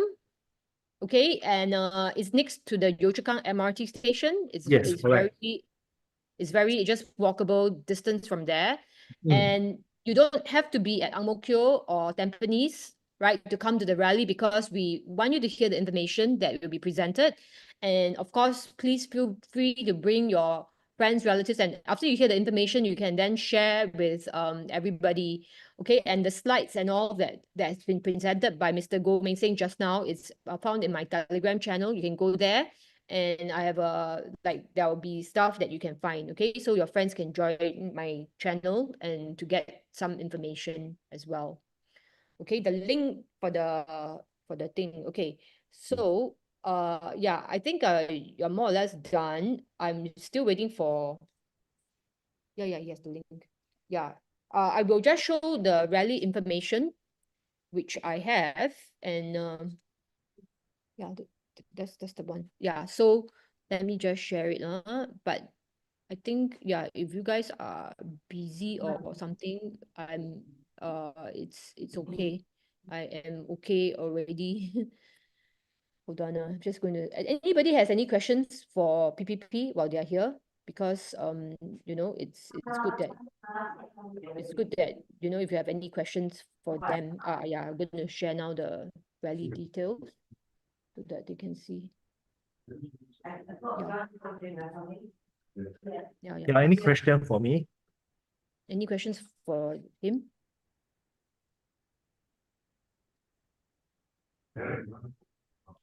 I think nobody got a question. It seems okay. So tomorrow, the third rally, okay, 29 April, Tuesday, 7 to 10 p.m. at Yio Chu Kang Stadium. Okay, next to the Yio Chu Kang MRT station. Support them. Okay, make Singapore home again. All right. So yeah, I think there's some question there. Yes, have many questions for Lim Tian. Okay. You have yes, because he's probably in the place. Is he here already? Is Lin Tian here? Sorry, because it's a election night. Oh yeah, he's here. Okay, great. Thank you so much, Derek and the PPP Thank party. All right, so I'm going to now turn my attention to Mr. Lim. Thank you so much. Okay. Bye. Can you see me? Hi, I'm sorry, I'm in a bit of a dark place. Yes, But, we can see you, and there are many people with questions for you. But but first of tell all, us how it's going so far. let me thank you for this invitation. Sorry, I'm joining a bit late. I just finished a walkabout in Potong Pasir SMC where I'm contesting, but I'm delighted to be with you and all your followers and your friends. Yes, you are currently being streamed on YouTube, Facebook, and TikTok live. Wonderful. Yes. So how's the ground so far? Tell us about what's going on. And I saw you complaining about not having enough airtime yesterday at the round table. So I'd like to give you more airtime here so people can hear you share and speak about your plans for Singapore. Yeah, you see, let me first start off with the round table last night. As you know, this morning I made a post complaining about the unfairness of the format. And, since then it's gained like 100,000 views. So, people feel the same and feel that the whole thing was a bit of a farce and, dreadfully unfair. What happened was this. We were told that the format was similar to what happened in 2020.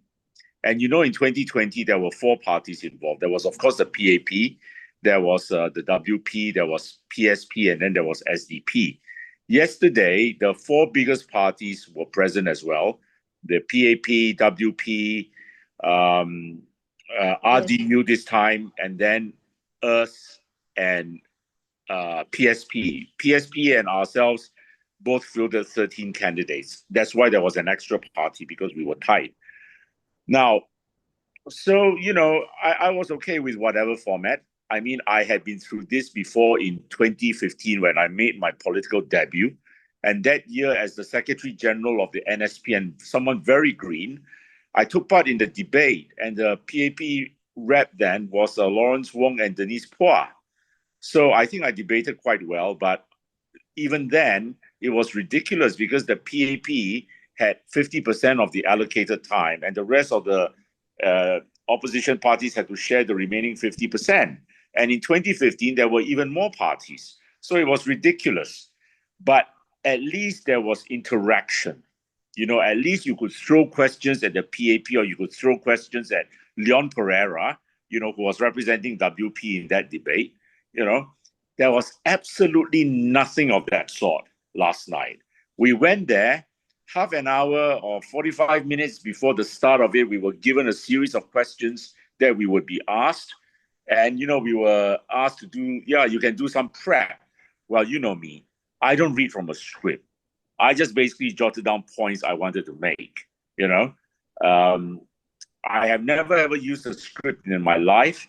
Not even in court when I am representing clients, because, that's just not my nature. And I'm pretty good speaking extempore. So, but the whole thing turned into a question and answer session. There was no debate at all. All right. And what was startling to me was that, Chee Hong Tat, who represented the PAP, even brought his iPad. And there must have been a lot of materials in his iPad, because he kept referring to it throughout. If you had watched the round table, he kept reading from the iPad. So I'm like wondering, how could he have possibly produced so much material, in that 45 minutes after we were given the questions? But maybe it's because, he had generic materials in there that he referred to. So, I'm not making any accusations. All right.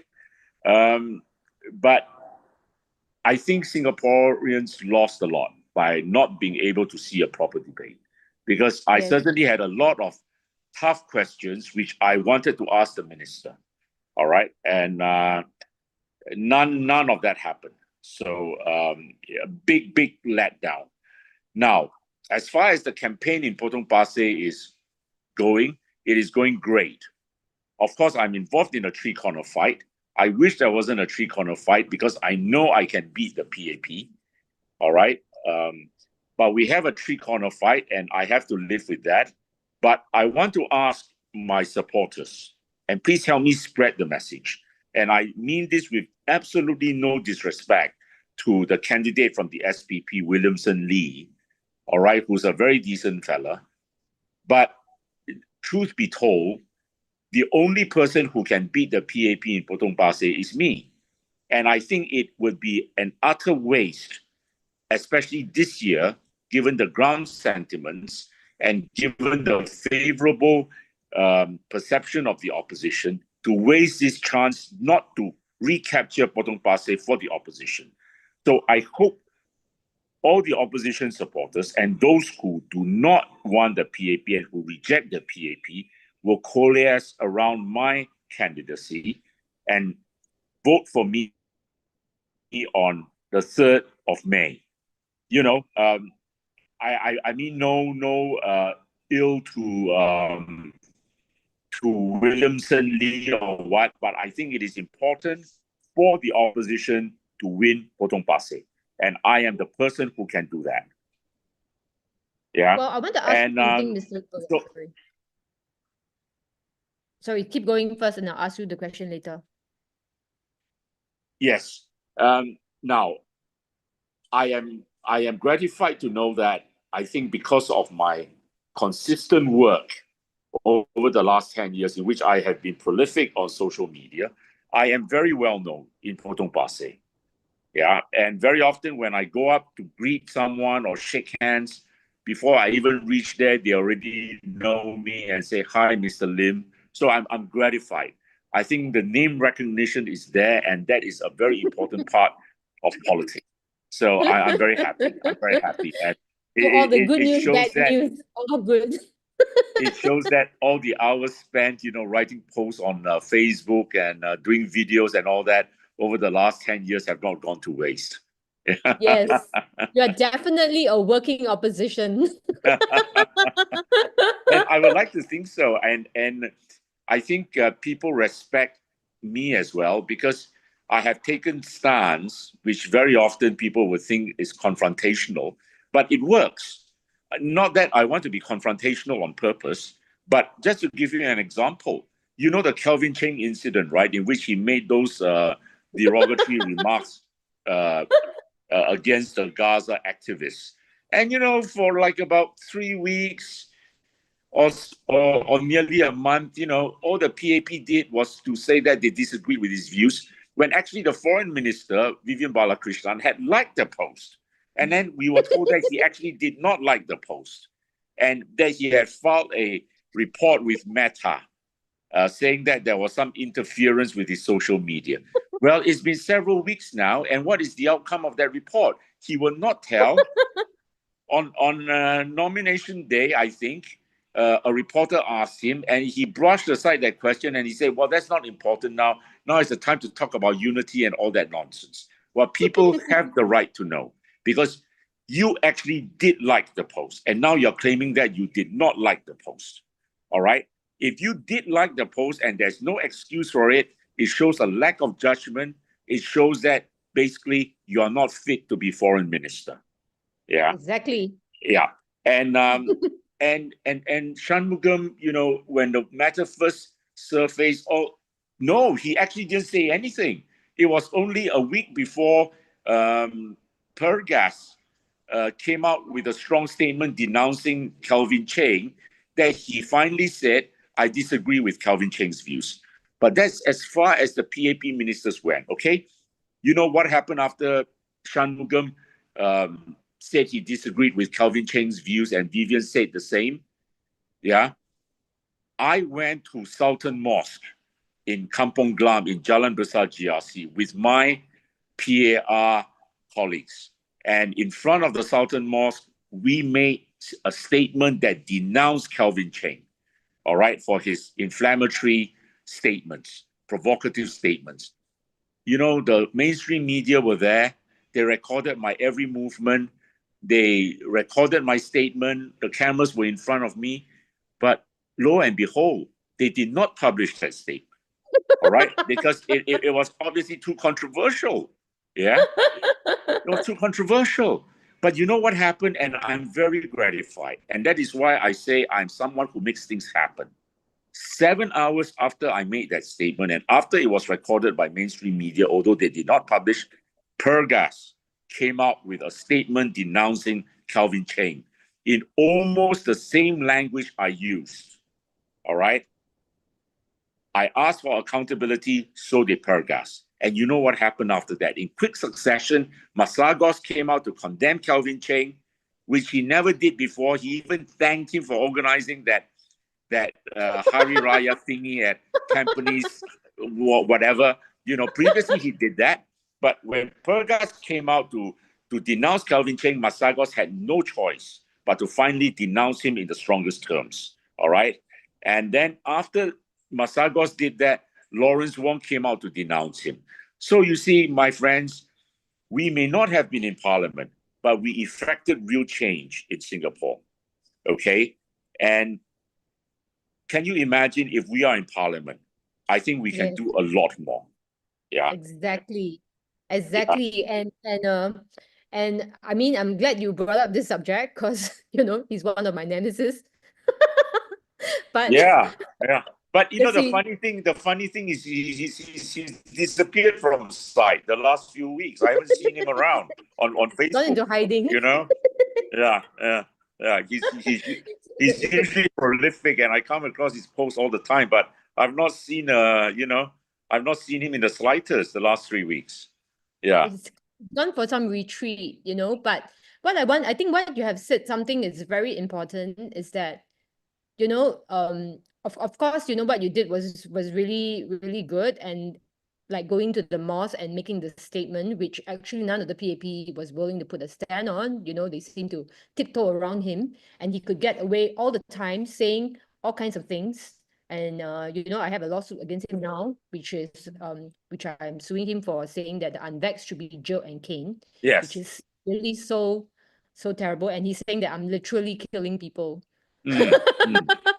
And he seems to be getting away with such things, but of course, I mean, the lawsuit is still ongoing. It's just the Yeah, initial I stage. mean, the lawsuit is still ongoing, and so I won't make any comments Yeah. because it's sub judice.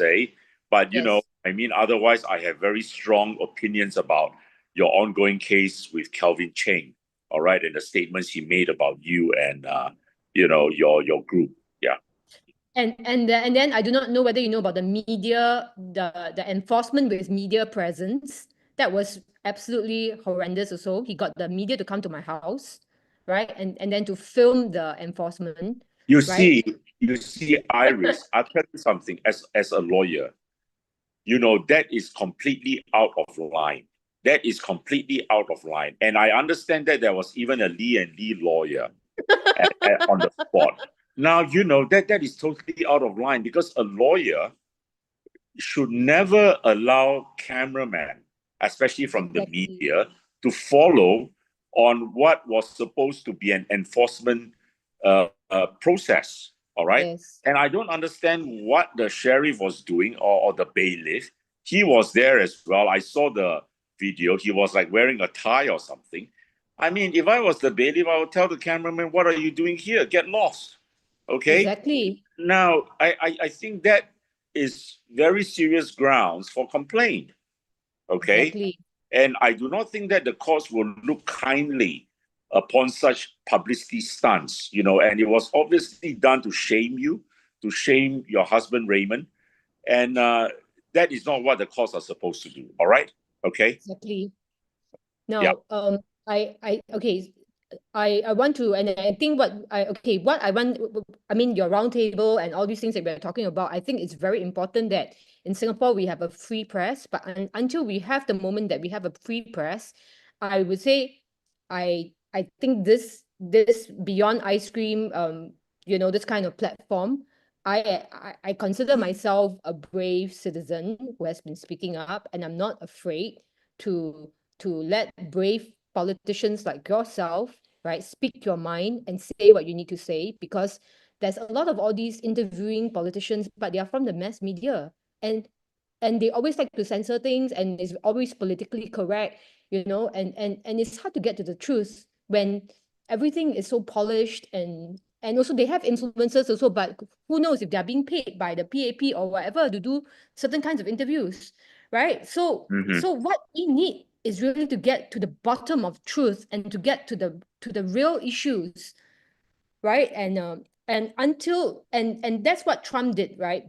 Because you know, at the start of his campaign, he always talked about, you know, when he first became president, he said, "Oh, fake news, fake news, fake news." But Yes. until we can know that actually, yeah, the media is not really telling us the full picture, right? That we need also citizens rising up to be able to you know, tell stories like from you, to hear from your side, because election time is really so short, and you know, for us to really be able to hear about your policies and what you Yeah. have in mind. Iris, thank you very much. I am so happy to be appearing on this program. Now, let me tell you what I have tried to effect, or PAR has tried to effect in this campaign. We totally reject the PAP narrative, okay? Let me give you a sort of a timeline of how this GE has come about, all right? Now, the PAP likes to use well, let me rephrase. The PAP is basically a one-trick pony, okay? The way it wins and it controls people is through fear, all right? There's nothing positive about this party at all, okay? And so, and I will not quote his name, a minister was captured on tape saying, and he was captured on tape 5 years ago saying, look here, we will always look for a crisis when we go to the general elections. All right? Okay? And in fact, TOC played that tape in GE 2020. But the mainstream media and all that refused to pick it up. Okay? So it basically died a natural death. But that is the only trick the PAP knows. And you will find that in every campaign, the PAP goes negative. There's nothing positive about the PAP campaign. Yeah. And what is the negativity in this campaign? Oh, the Trump tariffs, which were basically godsend for the PAP. All right. They were godsend. Now, you look back at the last 5 years, you look back the hell you have been through, which was the word I used at the round table last night. The super high inflation, turbocharged by the GST hikes, all right? The various increases like water, electricity, transport, and all that. that has just become unbearable for many Singaporeans. Yeah. And you know something? All that is created by the PAP. It's self-created. Lawrence Wong now tries to come and, you know, he talks rubbish when he says, oh, all this is imported. We can't help it. We are price takers. All this is, you know, global inflation. It is not.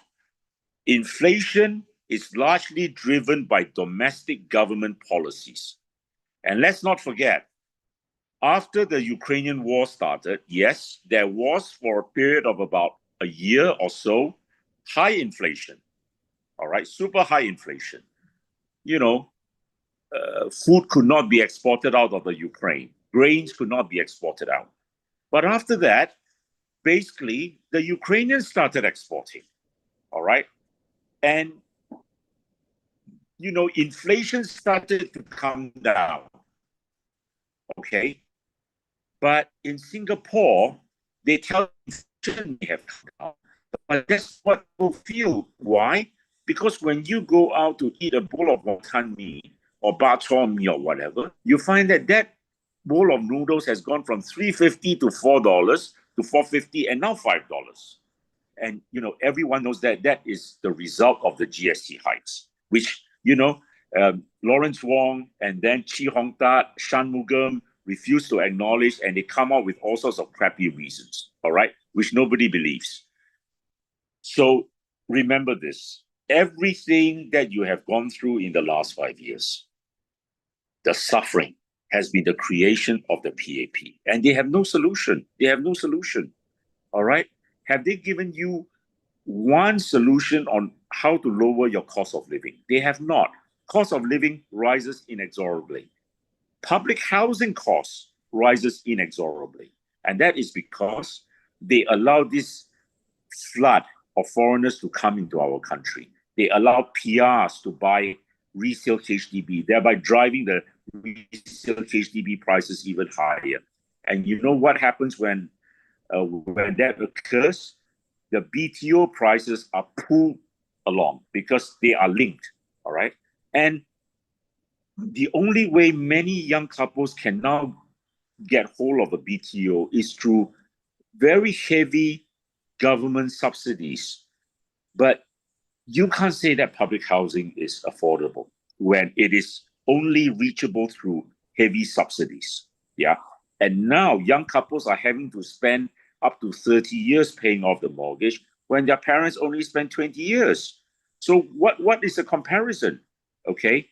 So we have proposals. In PAR, we have proposals on how to bring down the cost of living. The first thing is, unlike other parties like the PSP or SDP who say, let's bring down GST from 9% to 7% or whatever, while I think that may be a good idea, but we are not even trying to be so ambitious. I think what affects most families are, and what is most effective is if you remove GST on the essential items like food and groceries, like healthcare, medical services, education. That really helps families. Yeah.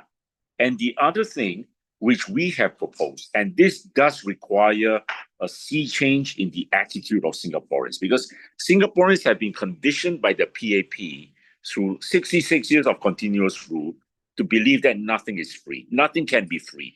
And when you do propose something free, they think that you are mad. Well, I'm trying to persuade Singaporeans in this general election to change their way of thinking. And the reason is this. In our walkabouts, you know, we have realized, especially when talking to young families, why is the TFR so low, 0.97, which is disastrous?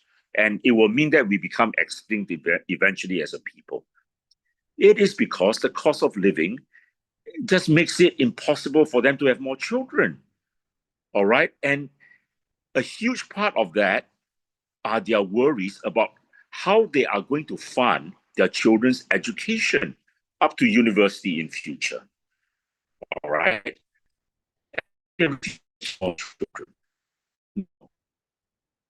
You may be very surprised if I were to tell you this. our country is well placed to provide free education for every Singaporean child up to university. Okay? We are well placed. We are well placed to provide free healthcare for every Singaporean child. In fact, we are well placed to provide free healthcare for every Singaporean.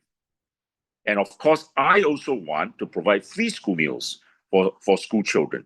Because, you know, in this modern age, it is quite difficult often for a child to get balanced, nutritious meals because parents are working, they're always rushing off and things like that. And that has a great impact on your learning abilities and, you know, your ability to absorb.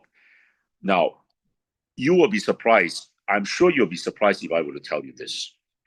Right now, the government spends 10 million on 10 billion on education.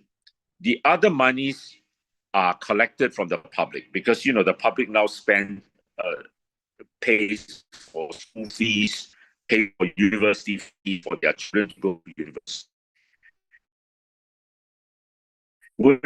All that is needed for free education up to university for every Singaporean child and young Singaporean is an additional 10 billion. All right, so 10 billion there. The government now about 15 billion on healthcare. Would it surprise you if I were to tell you that all that need to spend to give every Singaporean free healthcare is another 10 billion? So if you want to give Singaporeans free education and free healthcare, you need an additional 20 billion. And everyone is asking me like, you know, I'm crazy. Where are you going to find the money? And I keep telling them, you do not take an extra cent. You do not have to dig to the reserves. Where will this 20 billion come from? The first source, your CPF monies, the government invests. They say they get about 6% returns every year. What do they pay you? They pay you at 4%, all right? And sometimes they pay you 2.5% on the ordinary account. You know that there is a difference there between the 6% and what they pay you of 13.4 billion. 13.4 billion a year, all right? You take that money, put it towards free education, free healthcare. All you need to do is to find another 6 billion, okay? All right. Where will that come from? Do you know that in 2024, the government transferred about $24 billion into special trusts and accounts or endowments, all right? And they say these are for future. We are the only country in the world that does that. This is not an approved IMF method of accounting. No one charges future expenses as current expenses as we do, okay? And the worst thing is, there is not even any openness about how those stored away monies are used. Yeah, they may come out in the accounts of various ministries, you know, over the years, but it is like searching for a needle in a haystack. Yeah, should you not be open with Singaporeans about how those monies are used and accounted for? But you know what? There is 25 billion there every year. If I'm the government, I will take part of that. I will put it towards free education. I will put it towards free healthcare. And one last part, your net investment return contribution, the NIRC. Right now, they insist on only using 50%. All right, they say the 50% must be salted away in the reserves. Why? Can it not be 60% that we use and we salt away 40%? Why are you so rigid on this figure of 50%? Because if you increase it to 60%, you get another $5 billion there. And who are we saving for, you know, really? I mean, locally born Singaporeans are increasing because the TFR keeps plunging. So we really are salting away for the citizens and foreigners become new Singaporeans in future. That is wrong. because the money that goes into those reserves come from the present generation of Singaporeans. And you know what? It is the PAP talking out of both sides of their mouth. On one hand, they tell us you got to save for the future generations. But on the other hand, they say every generation has got to be responsible for its own expenses. All right? It is talking out both sides of the mouth. But I'm telling you, my friends, the money is there. It is staring at us in the face. All right? And do not be so fixated with the PAP's way of how they use the budget. As I always say, you know, I wish I had the chance to challenge Chee Hong Tat last night, because this is what I would, if he had rebuked me or whatever and said that I was, digging into the reserves, I would say, well, I am using the money to create the society I want. I reject the society that you want to create. Okay, to me, the budget is nothing more. And the analogy for me is this: you give the housewife a sum of money every month for meals, for food, and with that money, she has to decide what food to put on the dinner table for the family. All right, you want nasi lemak or you want pasta? You know, she decide. Okay, but that is how she constructs the meals from the money she has. It's no different with the budget. With the budget we have every year, and I think our budget now is about 140 billion. We decide on our priorities. Where do we want to prioritize? The PA prioritizes in keeping a large part of the risk to the detriment of present-day Singapore who are suffering. All right, yeah, and huge sums of money to university when foreign students are heavily subsidized. That is wrong. So I hope I have you of what some of the policy measures PAR are pursuing, and yeah, that's a good part of our contract with Singapore. Wow, that's excellent. And okay, because just now I had the chance of interviewing Steve Chia from SPPB, and I asked him what's the biggest problem facing Singaporeans today. He say is the cost of living. And then I asked him, so how does he intend to solve this problem? And he says, give more CDC vouchers, which I think is not really I mean, personally, I don't feel it's a good enough solution, I think I mean, with no disrespect to Steve, I think that is a dreadful so-called solution. CDC vouchers are demeaning. CDC vouchers are no more than food stamps, which they repackage as CDC vouchers. And you give out food stamps in America. You give out food stamps to the destitutes, to the very poor who can't afford food. But that is where Singaporeans are now reaching. All right. And very often when you go out and you meet senior citizens, they're basically telling you that they have to live off the CDC vouchers today. Yeah. And for many of them, they've even had to cut down their meals from 3 to 2, and in extreme cases, even 1. That is how bad the situation has become. Yeah. And CDC vouchers are not the solution. We have to find positive ways to reduce the cost of living, which this government refuses to do. I tell you a very good way, I think, to reduce instantly the price of food. I would actually put a cap on the rentals. All right. I will not allow all these coffee shop operators, to increase the rental of stalls and all that. Yeah. There are two thoughts to it. Some will say this is free market and all that. I don't believe in that. There is no free market in the world without some form of government regulations and control. You want to talk about the HDB resale being free market, you can. But what is the condition there? The MOP is 5 years, right? So it's not like you buy something and you can flip the very next day. So if the PAP wants to talk about free market, you tell them, what about your HDB, in which you impose a myriad of conditions? And so why can't you do that with, food stalls, in coffee shops, all right, in hawker centers. We have to get control. We have to take control of our rentals. Our rentals are killing business, and it is increasing the cost of living tremendously.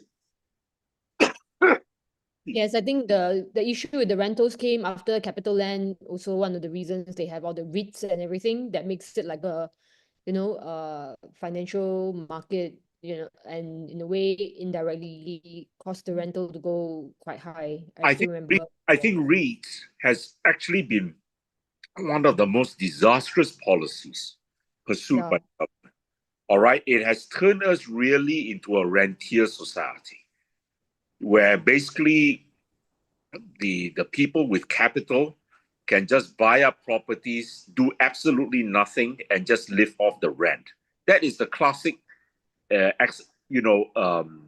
definition of a rentier society. It's not productive.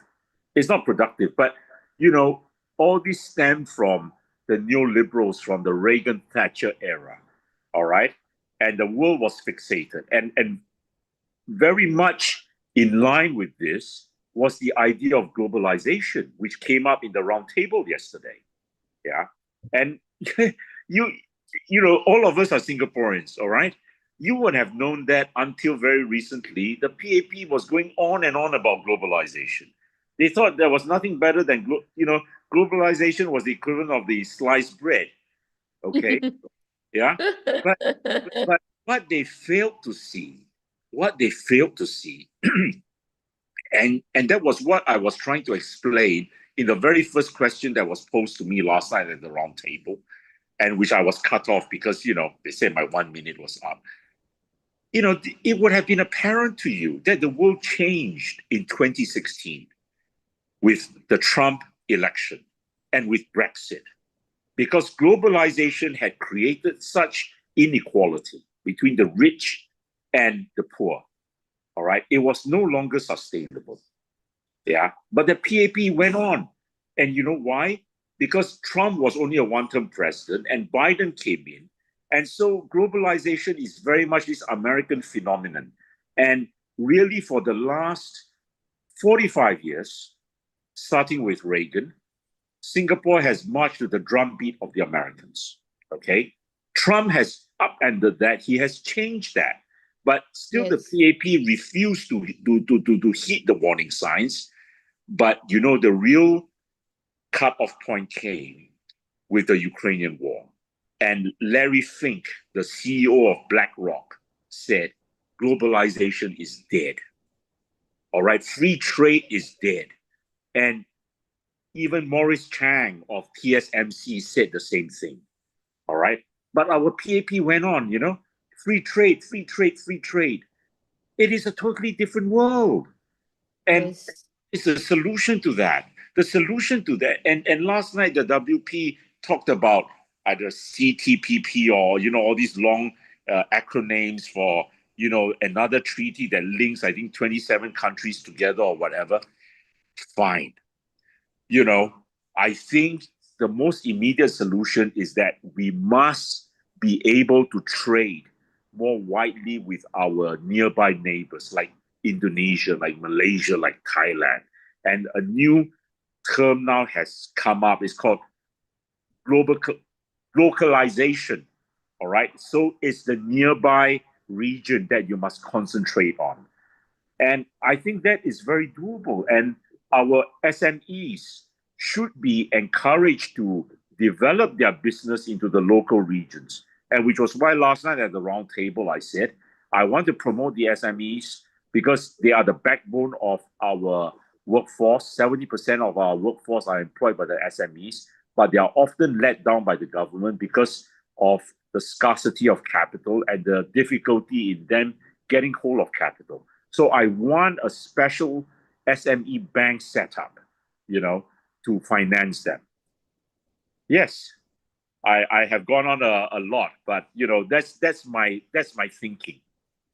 Yes, I think and you have hit on many very good points. Like the SME is the backbone, is absolutely the backbone of every economy. And globalization, all these MNCs is actually killing local companies in a way because it's got a lot of unfair competition. I mean, to me, because they are so much bigger, right? But but small companies have got the chance to cater to unique needs and so forth, and it's really allowing people to have control about their financial future and to build businesses and so forth.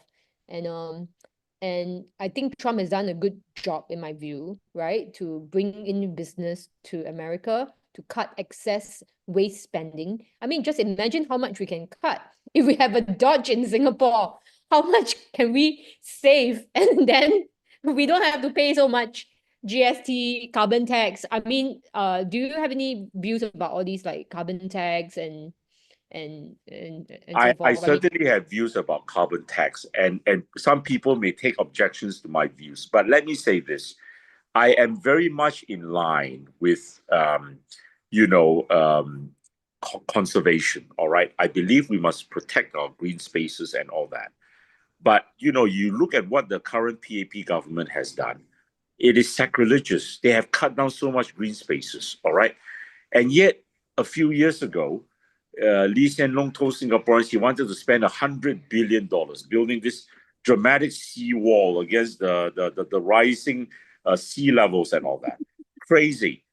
Now, but one thing I have believed in since 2011 when I was doing a mining business in Indonesia is this. And I had an Australian geologist who worked for me. And he explained the whole theory, and I understood it perfectly. I am a believer, like many people, including Trump, that what we are experiencing now in the weather patterns of the world is a natural cycle. The world goes through these natural cycles, all right? All right. So you may have the ice age, and then you have other ages and all that. So, I'm sorry, I am not a believer in the so-called global warming. I really am not. I really am not. Okay. Yes. And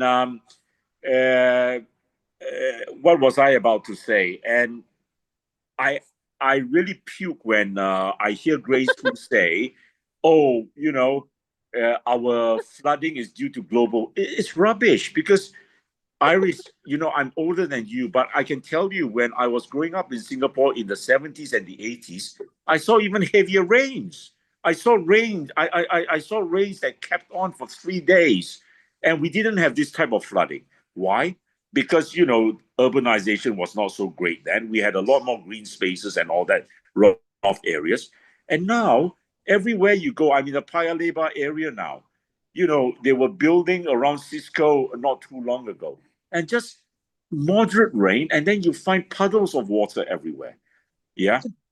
It's because of the concretization of our city. So we have not planned well there. Yeah. In short, I'm not a believer in global warming. I think that we can do a lot more in terms of improving our drainage system. I was very surprised when Grace Fu said all she was prepared to spend, or what the government was prepared to spend, was another 250 million to upgrade the drainage system. The drainage system is pathetic in Singapore. It is grossly inadequate, all right? Because every time there's heavy rain, there is flooding, which never used to happen in Singapore.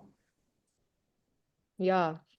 Okay. So yes. So I mean, we are along the same line because just now PPP was talking about the carbon tax and how they are going to speak up about the carbon tax. You see, can I say something about the carbon tax? Yes, please. To me, it is nonsensical for Singapore to have such heavy carbon taxes. I think we started off with $25 per ton, and then it's going to go up to $60 per ton. I think is it this year or next year? I'm not very accurate about that.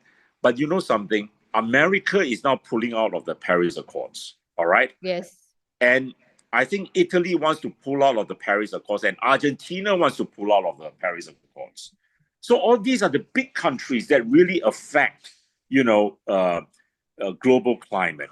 What is Singapore going to do? I mean, we are a tiny dot, all right? We are not You going to should be pull out able too to and save the money on the we carbon can tax. save the money. Instead, the carbon tax, gets passed down to the consumers at the end of the day, and that just Exactly. drives up the cost of living even further. Exactly. I mean, it only to me enrich the elites and make the normal people and the poor even worse. It doesn't help the environment. Precisely. I'm telling you, I'm not a fan of the Paris Accords. I tell you why. The Paris Accords was driven by, amongst others, Al Gore, who became famous after he left the vice presidency and after he lost to George W. Bush in that dramatic 2000 election. And he went to found this movement, that promoted weather change, global warming, and all that. And so, you think, wow, this guy has gone from one extreme to the other, and now he's a goody two-shoe and all that. Until one day I read a report. I couldn't believe it. You know what is his monthly electricity bill? It's $38,000. Oh, wow. $38,000. I mean, how do you promote, conservation and all these things when your domestic electricity bill is $38,000? Right? I never listen to people talk about global warming if they fly by private jet and all that, because the carbon footprint is everywhere, right? Yeah, that is the real hypocrisy of all these policies, right? Which are really bankrupting people. And I mean, there's already so many farmers standing up against this ridiculous carbon tax and all that, and Singapore still going in that direction. And I really hope that the government will pull out of this Paris Treaty also, and then not make life so difficult for all of us. I think, you see, to me, if the big countries like America pull out, Argentina is a big emitter of carbon, because one of the greatest sources of carbon emission is actually cattle, and Argentina is one of the world's largest cattle producers. So if all these countries pull out, I mean, why are we burdening our people with these huge carbon taxes? All right. I mean, if I'm the government, I would seriously think of pulling out as well. I would basically say the substance of the Paris Accords has changed so dramatically without the participation of the US. I don't think it's worthwhile, the other countries staying in. Yeah, we better go and renegotiate a new treaty. I'm not sure whether Trump will agree to it, because Trump is all for drill, baby, drill. He wants to produce more fossil fuel. But we'll see. But without America, to me, the Paris Treaty is really irrelevant. Yeah. Yeah. Okay, I have a question that I think is important for my group to ask you. They want to know, if you were to be elected, will you speak up about the Infectious Disease Act and the Coroner's Act and the vaccination things? Yeah, they want to know if you will be able to speak up for us. Iris, I would be very honest with you. I do not know very much about the Infectious Diseases Act. It is not something I have paid a lot of attention to, unlike Goh Meng Seng and PPP. All right. I would need to study the act to understand its implications. I really do not understand all the arguments surrounding it. All right. I know Goh Meng Seng has dramatized it, or sorry to say, maybe I shouldn't use the word dramatize it, but he's very knowledgeable. I am not, But I mean, I look at COVID now in hindsight, all right? And I think what was done was wrong, all right? Yes. Because the studies or the reports that are coming out now paint a very frightening picture of the ill effects of the vaccine that was forced upon humankind. All right, that I am fully cognizant of, that I fully support. I think a lot of people are going to have to answer for it in the coming years. Yeah. Yes. But And we hope that you can be one of the politicians who can help us to ask these questions in Parliament. I certainly will, because I do not think that you can hide this under the blanket forever. In fact, there are already extensive lawsuits in other countries. Yeah. I think there's even a lawsuit in Malaysia, which I read about some time ago. I'm Yeah. not very sure, but it's just a matter of time, Iris. And I'll say this to your followers, supporters as well. You're going to get more and more cases of people saying, "Look here, I never had these illnesses or cancers until I had the jab." And then you're going to have people starting lawsuits. They're going to sue the government. And then in the lawsuits, the discovery will come out. Discovery by now, right? I mean, in the common law, a very important process is discovery, where you have to disclose all the relevant documents, all right, you have. So eventually the truth is going to come out, okay? And I think it's not even going to be that far down the line. I think in a matter of 1 to 2 years, the world is going to know a lot more about the mRNA vaccines and things like that. I never took the mRNA vaccine. I took a vaccine, but I took the Chinese one. What was it called? Sino something, which was Sinopharm, Sinovac. I took Sinovac. I took the inert one because I myself, I was uncomfortable with the mRNA. I advised my son not to take the mRNA, but he went ahead. So, he's a grown-up. I can't say anything, but I took only Sinovac. I didn't take mRNA because I read enough literature to make me concerned. Yeah. I Yeah. see. Yeah, so I'm glad that in fact I know you were part of a lawsuit to sue the government, right? Back in 2020. I was in fact a group headed by Han Hui took up judicial review proceedings against the government over their controversial policy of not allowing people to go to the workplace if they were not, vaccinated. So we said that was irrational. We mounted a judicial review challenge. And one of the principles of judicial review is, you can stop a decision or reverse it if you can show that that decision was irrational, unreasonable. And we thought, we used the government's own data against them. But then, they had all their experts and all that come out. And basically, at the end of the day, the High Court and the judge went with their expert. So, what can you say? Yeah. But I was a lead counsel for that. And I thought that was a necessary challenge at that time. Yeah. But I think also, if I come back to your program, in future, because I know actually even though we failed, something happened after that, which was actually a positive for the group that challenged it. I can't quite remember what it was now. It's about 3 or 4 years ago now. So I'll have to refresh my memory. Okay. Yes. But you see, when you lose a lawsuit sometimes, but you believe in your conscience and in your principles, know that good has still been done. Has been done. Because, very often it takes the courage of human beings to keep challenging. All right? It's incremental. Every time you go to court, even though you may lose, you have advanced your cause a certain bit. And I tell you I give you 2 very famous examples in America of how that eventually brought about great seismic changes in society. The first was a challenge mounted by a group known as the NAACP, the National Association for the Advancement of Colored People, all right, the blacks. And of course, in the 50s, in the 40s, the discrimination against the blacks was so great. All right, there was desegregation of schools. Blacks went to black schools and white went to white schools.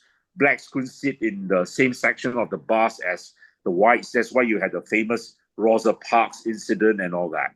Now, the NAACP had a very tenacious lawyer by the name of Thurgood Marshall.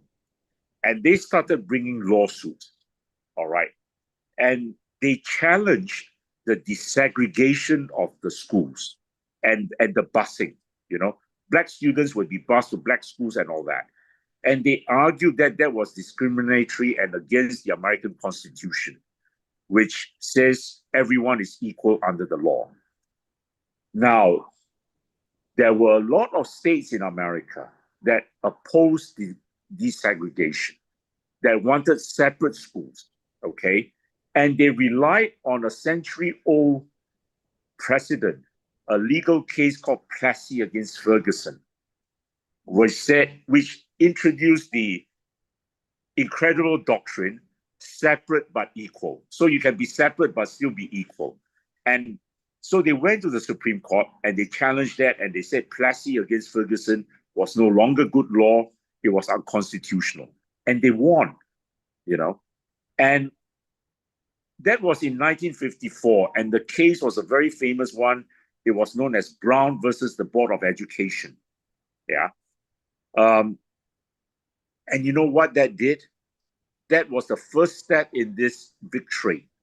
And in 1965, Lyndon Johnson, the president after Kennedy, signed into law the Civil Rights Act, which gave all Americans, including Black Americans, absolutely equal rights under the American Constitution and law. So you see, you need to challenge, all right, every stage of the way. The other great example is with this judge, and you may have heard of her. She was very famous. She died a few years ago. Her name was Ruth Bader Ginsburg, and she was a real advocate for women's causes, all right? Equality in employment, things like that. And she took up their causes, and she was losing all the battles. Every battle she fought was unsuccessful, but every battle she fought advanced the cause until eventually, again, great change took place. So, do not be fazed or disheartened if you lose, and tell yourself you've got to have some tenacity. You mustn't be foolhardy, but you have to have the tenacity to succeed at the end of the day. Right. Yes, and I think that's why I also sue them a lot lah. Like with the HSA, the allowing Pfizer to advertise, even though I couldn't succeed, don't have the standing, but I think it was a necessary thing because actually after that they took down their website also that was promoting, like had all these different famous people promoting the vaccines, which to me that is a win. That was a win, even though it didn't go through, but I got what we want, which was to get them to take down that horrible website, plus to make them know that they cannot do this. Do not be foolhardy. Do not go around, with a machine gun spraying everywhere. You've got to pick your battles, all right? You've got to pick your battles and fight the battles that are worthwhile and will advance your cause, Very often when you start, the world is against you because people will think you're crazy. But, if you believe sufficiently in your cause, you will be able to last the distance. Yeah? Yes.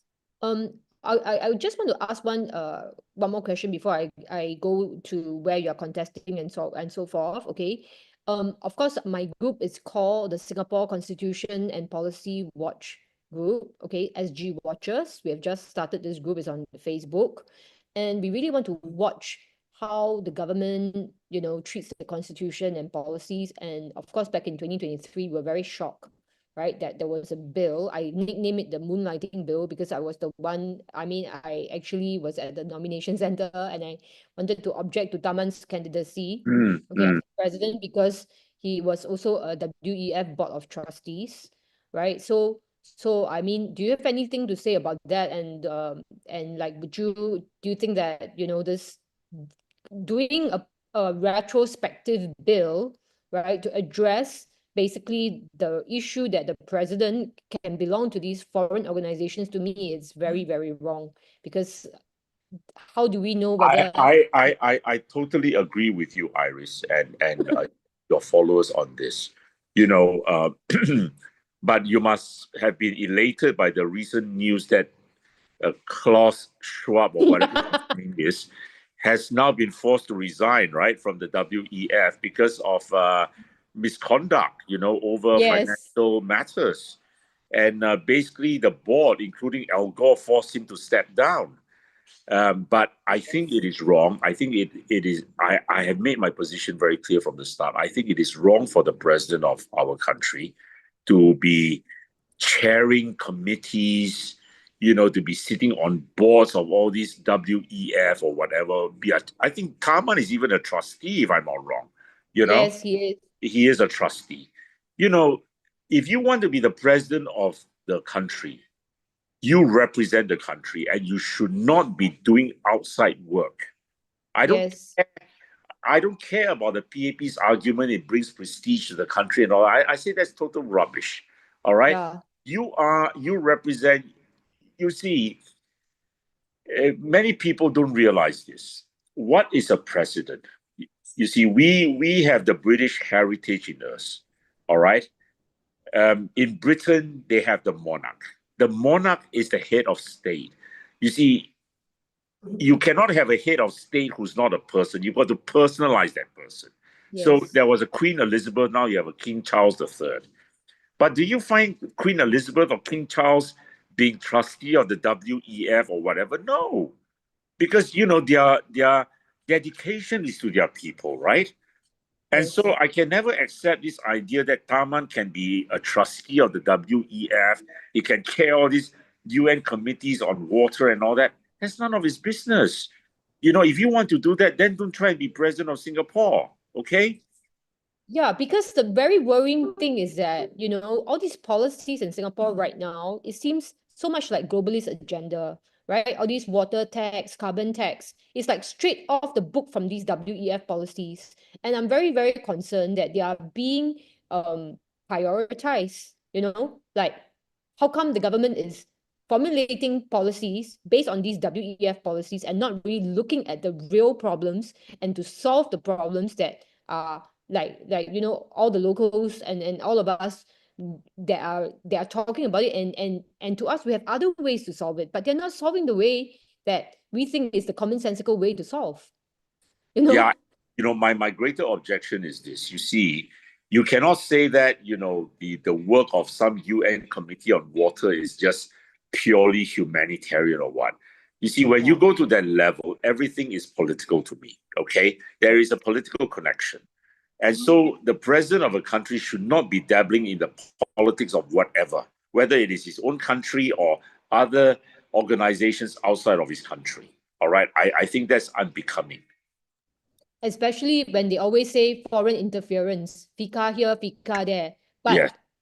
at the very top is FICA, is already foreign intervention. Our president is sitting on all these foreign political parties. I really have no respect for a lot of what the PAP says these days, if I have any respect. They talk about foreign interference. But you know who's the biggest foreign interferer in Singapore politics? Is this chap called the Critical Spectator, who's Polish. Exactly. And then you have Ho Ching sharing posts, I mean, come on, give me a break, all right? And again, PAP speaking out of both sides of their mouth, all right? And I don't understand why Shanmugam is not putting his foot down and saying, Critical Spectator, you keep out of Singapore politics, all right? Or the Prime Minister. And it's because Critical Spectator is the greatest admirer in the world of the PAP. Yeah? Yeah, exactly. He's like bootlicker just have the way to say it, and it's like, are these foreign actors, is he being paid to do all these things? And why is he dabbling and talking so much about our domestic politics? And of course, we know the recent saga, this whole Ching shared his post, right? And got us almost in trouble with China. I mean, it's like, how ridiculous, and that is like foreign interference. I mean, why we even, that's like so bad, you're talking about a small little ant when what you're doing is so hugely wrong, right? And it's like really double standards. Absolutely. Yes, absolutely. Anyway, I think I have said enough, and I've given probably said too much tonight, but I hope it's been interesting for you and your supporters. And I've been able to impart a bit of what PAR stands for. Thank you. Okay, before you go, I want to tell everybody where PAR is contesting and what other support and so forth that you need so that if people can support you. Okay, if I can be a bit indulgent here, I would really like uh, your supporters and followers to support us in the following ways. On polling day, we need counting agents. All right, we need counting agents desperately to be at the counting centers to look at the count. All right. Polling agents we need as well, but the more critical one is the counting agent. Because, you know, in the counting center, everything happens in a blur. I've been inside that twice in my life. Everything happens in a blur. All right. And before you know it, the count is over. So we need to be very vigilant. All right. I expect the votes to be close this time. I am not one of those who thinks, you know, I read a lot of comments in social media, oh, the PAP is going to win, you know, and all that. I think Singaporeans are going into this election with a lot of anger, which I said at the round table last night. All right. There's nothing Lawrence Wong can change that anger. Okay. So I will not be surprised if the PAP does very badly in the popular vote on that night. Okay. Not surprised at all. I think the opposition is going to run the PAP very, very close in the popular vote. But we really would appreciate if people could help us as counting agents and polling agents. And of course, I would appreciate if people could donate to our campaign because we are in the closing stretch now. We are always underfunded. But let me tell you the places where we are contesting. We are contesting first in Potong Pasir SMC, where I'm contesting. We are contesting in Jalan Besar GRC. We are contesting in Tanjong Pagar GRC. Jalan Besar is, of course, headed by Josephine Teo, Tanjong Pagar by Chan Chun Sing. We are contesting in Yio Chu Kang SMC, where Michael Fang is contesting. We are contesting in Queenstown SMC, where Mahmood is contesting. And we are contesting in Radin Mas SMC, where Kumar is contesting. So we're contesting in 6 different constituencies. And let's see what happens at the end of the day. But I would really appreciate your help and your support for donations and for being our counting and polling agent on polling day.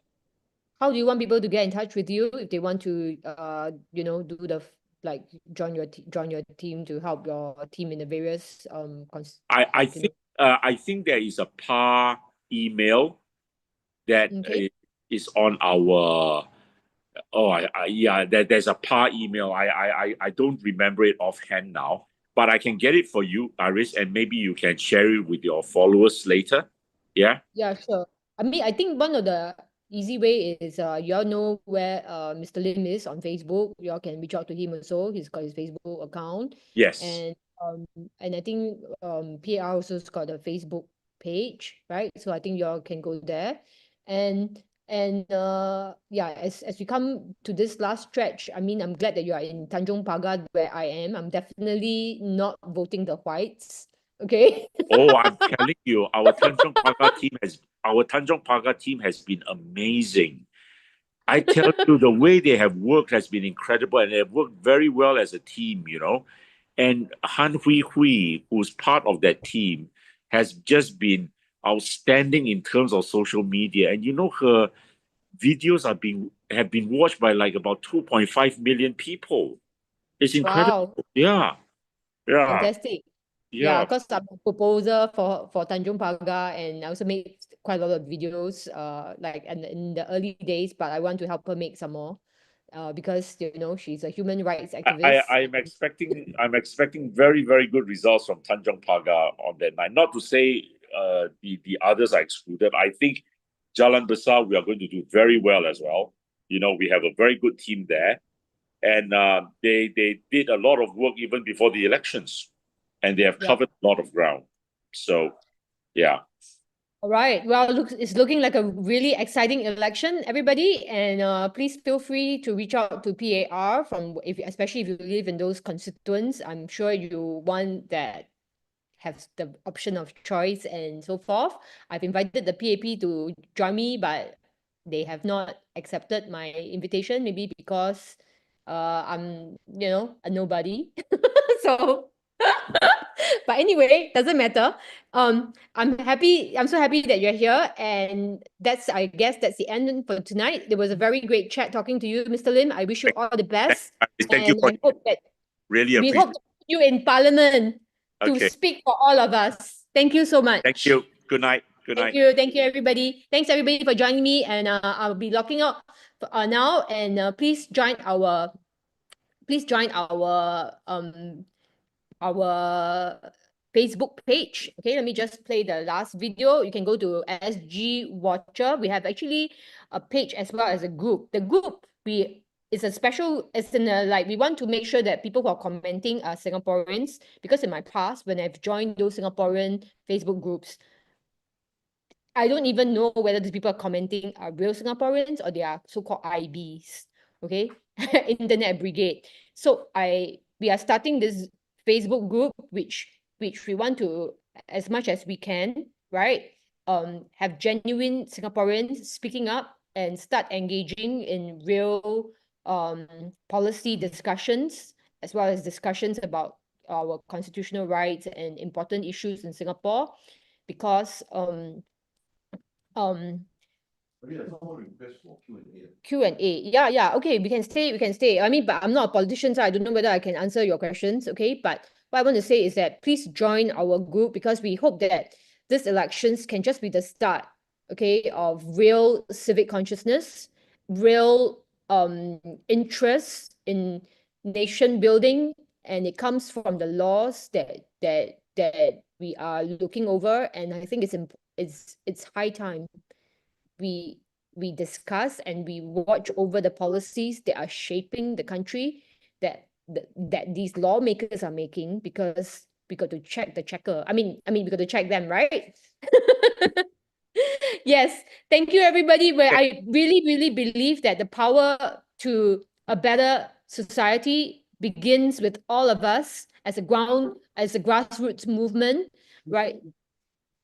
Yeah. Okay. Yes, no, I don't know whether, is Mr. Lim still here? Yes, I am. Oh, Yeah. yeah, okay. Yes. What's the Q&A? Flipfish, do you want to unmute yourself so that you can ask your questions? I don't know whether I'm able to make him. I think you are from Jalan Besar, am I right? Flipfish? Okay, I don't know how I'm okay. Okay, can you type your question in the webinar chat? Questions. You know your party. Okay, question to PAP. You know your party is unpopular. There's a 50. Okay, actually, I won't answer that. Okay. Flipfish, how can we make him go unmute himself? Is it possible? Too many. 9 questions too many lah. Okay, let me just go through the most expensive. Okay, that one I think more or less. Okay, there's one question. PJ Tam challenge to get POFMA or Madam Ho Ching's salary cannot happen because the PAP will rule that there is no public harm. Joke, only PAP harm will get POFMA. Okay, I am not sure whether it's a comment or a question. Okay, are you able to type your question, Flipfish, in the comment? Don't use the Q&A box, use the main box. Is that okay, so that everybody can see? Q&A. Okay.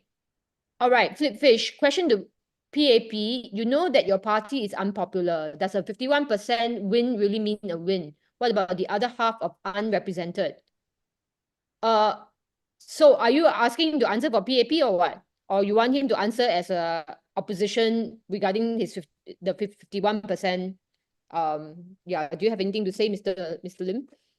You see, let's say on election night, the PAP gets 51%, or, even below 50%, let's say they get 49%, but they still have the majority of the seats. Are the Singaporeans going to accept that? Well, under the Westminster model of government, which we, employ, of course they can form the government.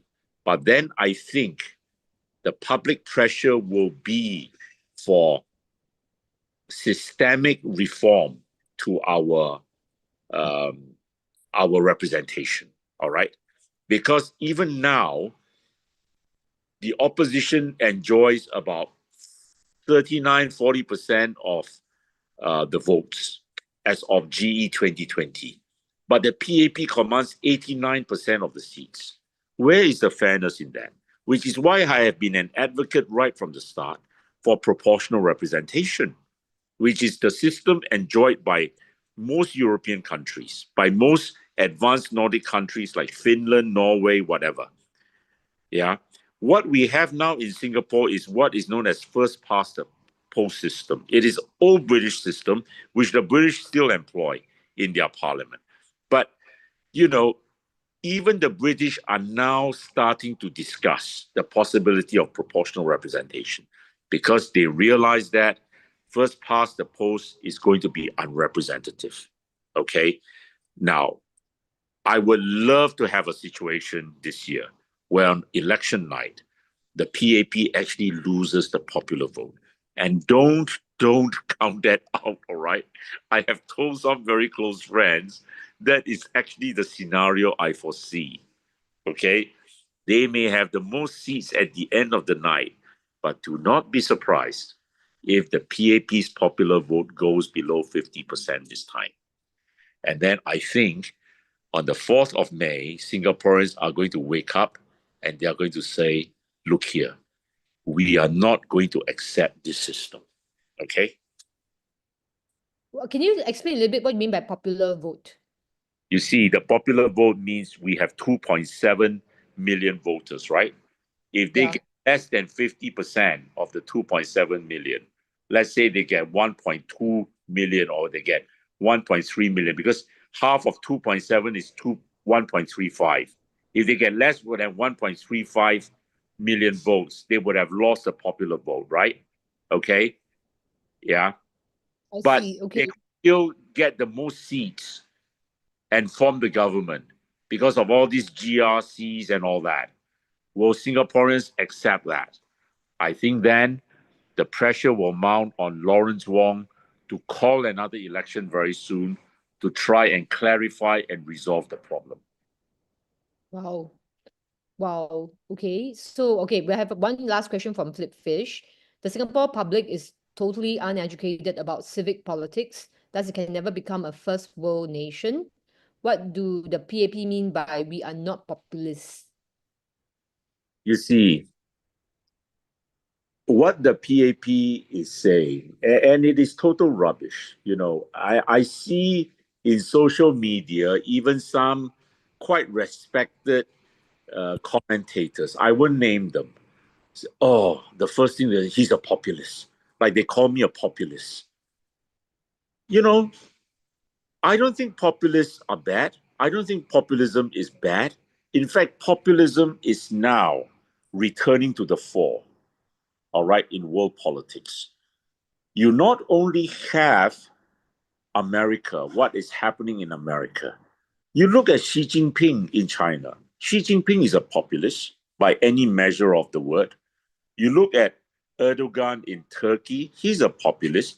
You look at Modi in India, he's an acknowledged populist. A populist simply means someone who listens to the will of the people, all right? Who does things in accordance with the wishes of the people. The reverse of that is the PAP brand. I do not know what type of politics you want to call that, where they think that only the elites and the very highly educated are allowed to decide for the rest of the country. All right? To me, that is totalitarian, that is undemocratic. Yeah, it is 1,000 times worse than being a populist.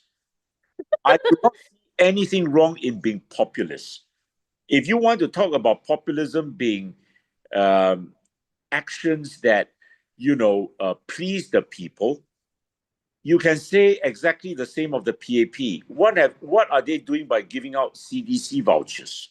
All right, or giving out cheap groceries, $1, and then you go away with $25 worth of groceries, and even during election time. All right, Ice cream. unlawful. They give out ice cream. Or ice cream. All right, eggs, is and that fish. not all populism at work? All right. So don't come and teach us what populism is. And populism to me is not a dirty word. In fact, you are not going to be able to resist the type of populism this century because of social media, people becoming more educated, people want to be heard, people are not willing to be dictated to by a bunch of elites and SAF scholars or brigadier generals. Okay? Wow, fantastic. Well, I really enjoy tonight, and I think it's so nice to be able to talk to candidates who are going to stand for election and to really have this. I would say this is a very frank and candid conversation, so that people will know who you are and what you stand for, and I think this is absolutely very important. And so I mean I hope everybody else is enjoying this as much as I am, because I intend to have this more often. I don't know whether I'll have a chance to do it again before, and then we have this stupid cooling off day, which actually completely doesn't make sense at all. And but anyway, I want to thank everybody for joining us tonight. It's been awesome. It's the first episode of Beyond Ice Cream. Let's talk policies. And please do what you need to do and vote wisely on polling day. And I hope that Singapore will start a new chapter in its history where people will be heard and policies will follow more the will of the people. Okay, and then with this, I will be logging off for tonight. And thanks for joining us. Remember to join our Facebook group. Okay. Thank you all. Okay, I'll just play this video. This is how you make me feel. This is how you make me feel. Oh, good, oh, great sunshine. Oh, baby, this is how you make me feel. And I feel good.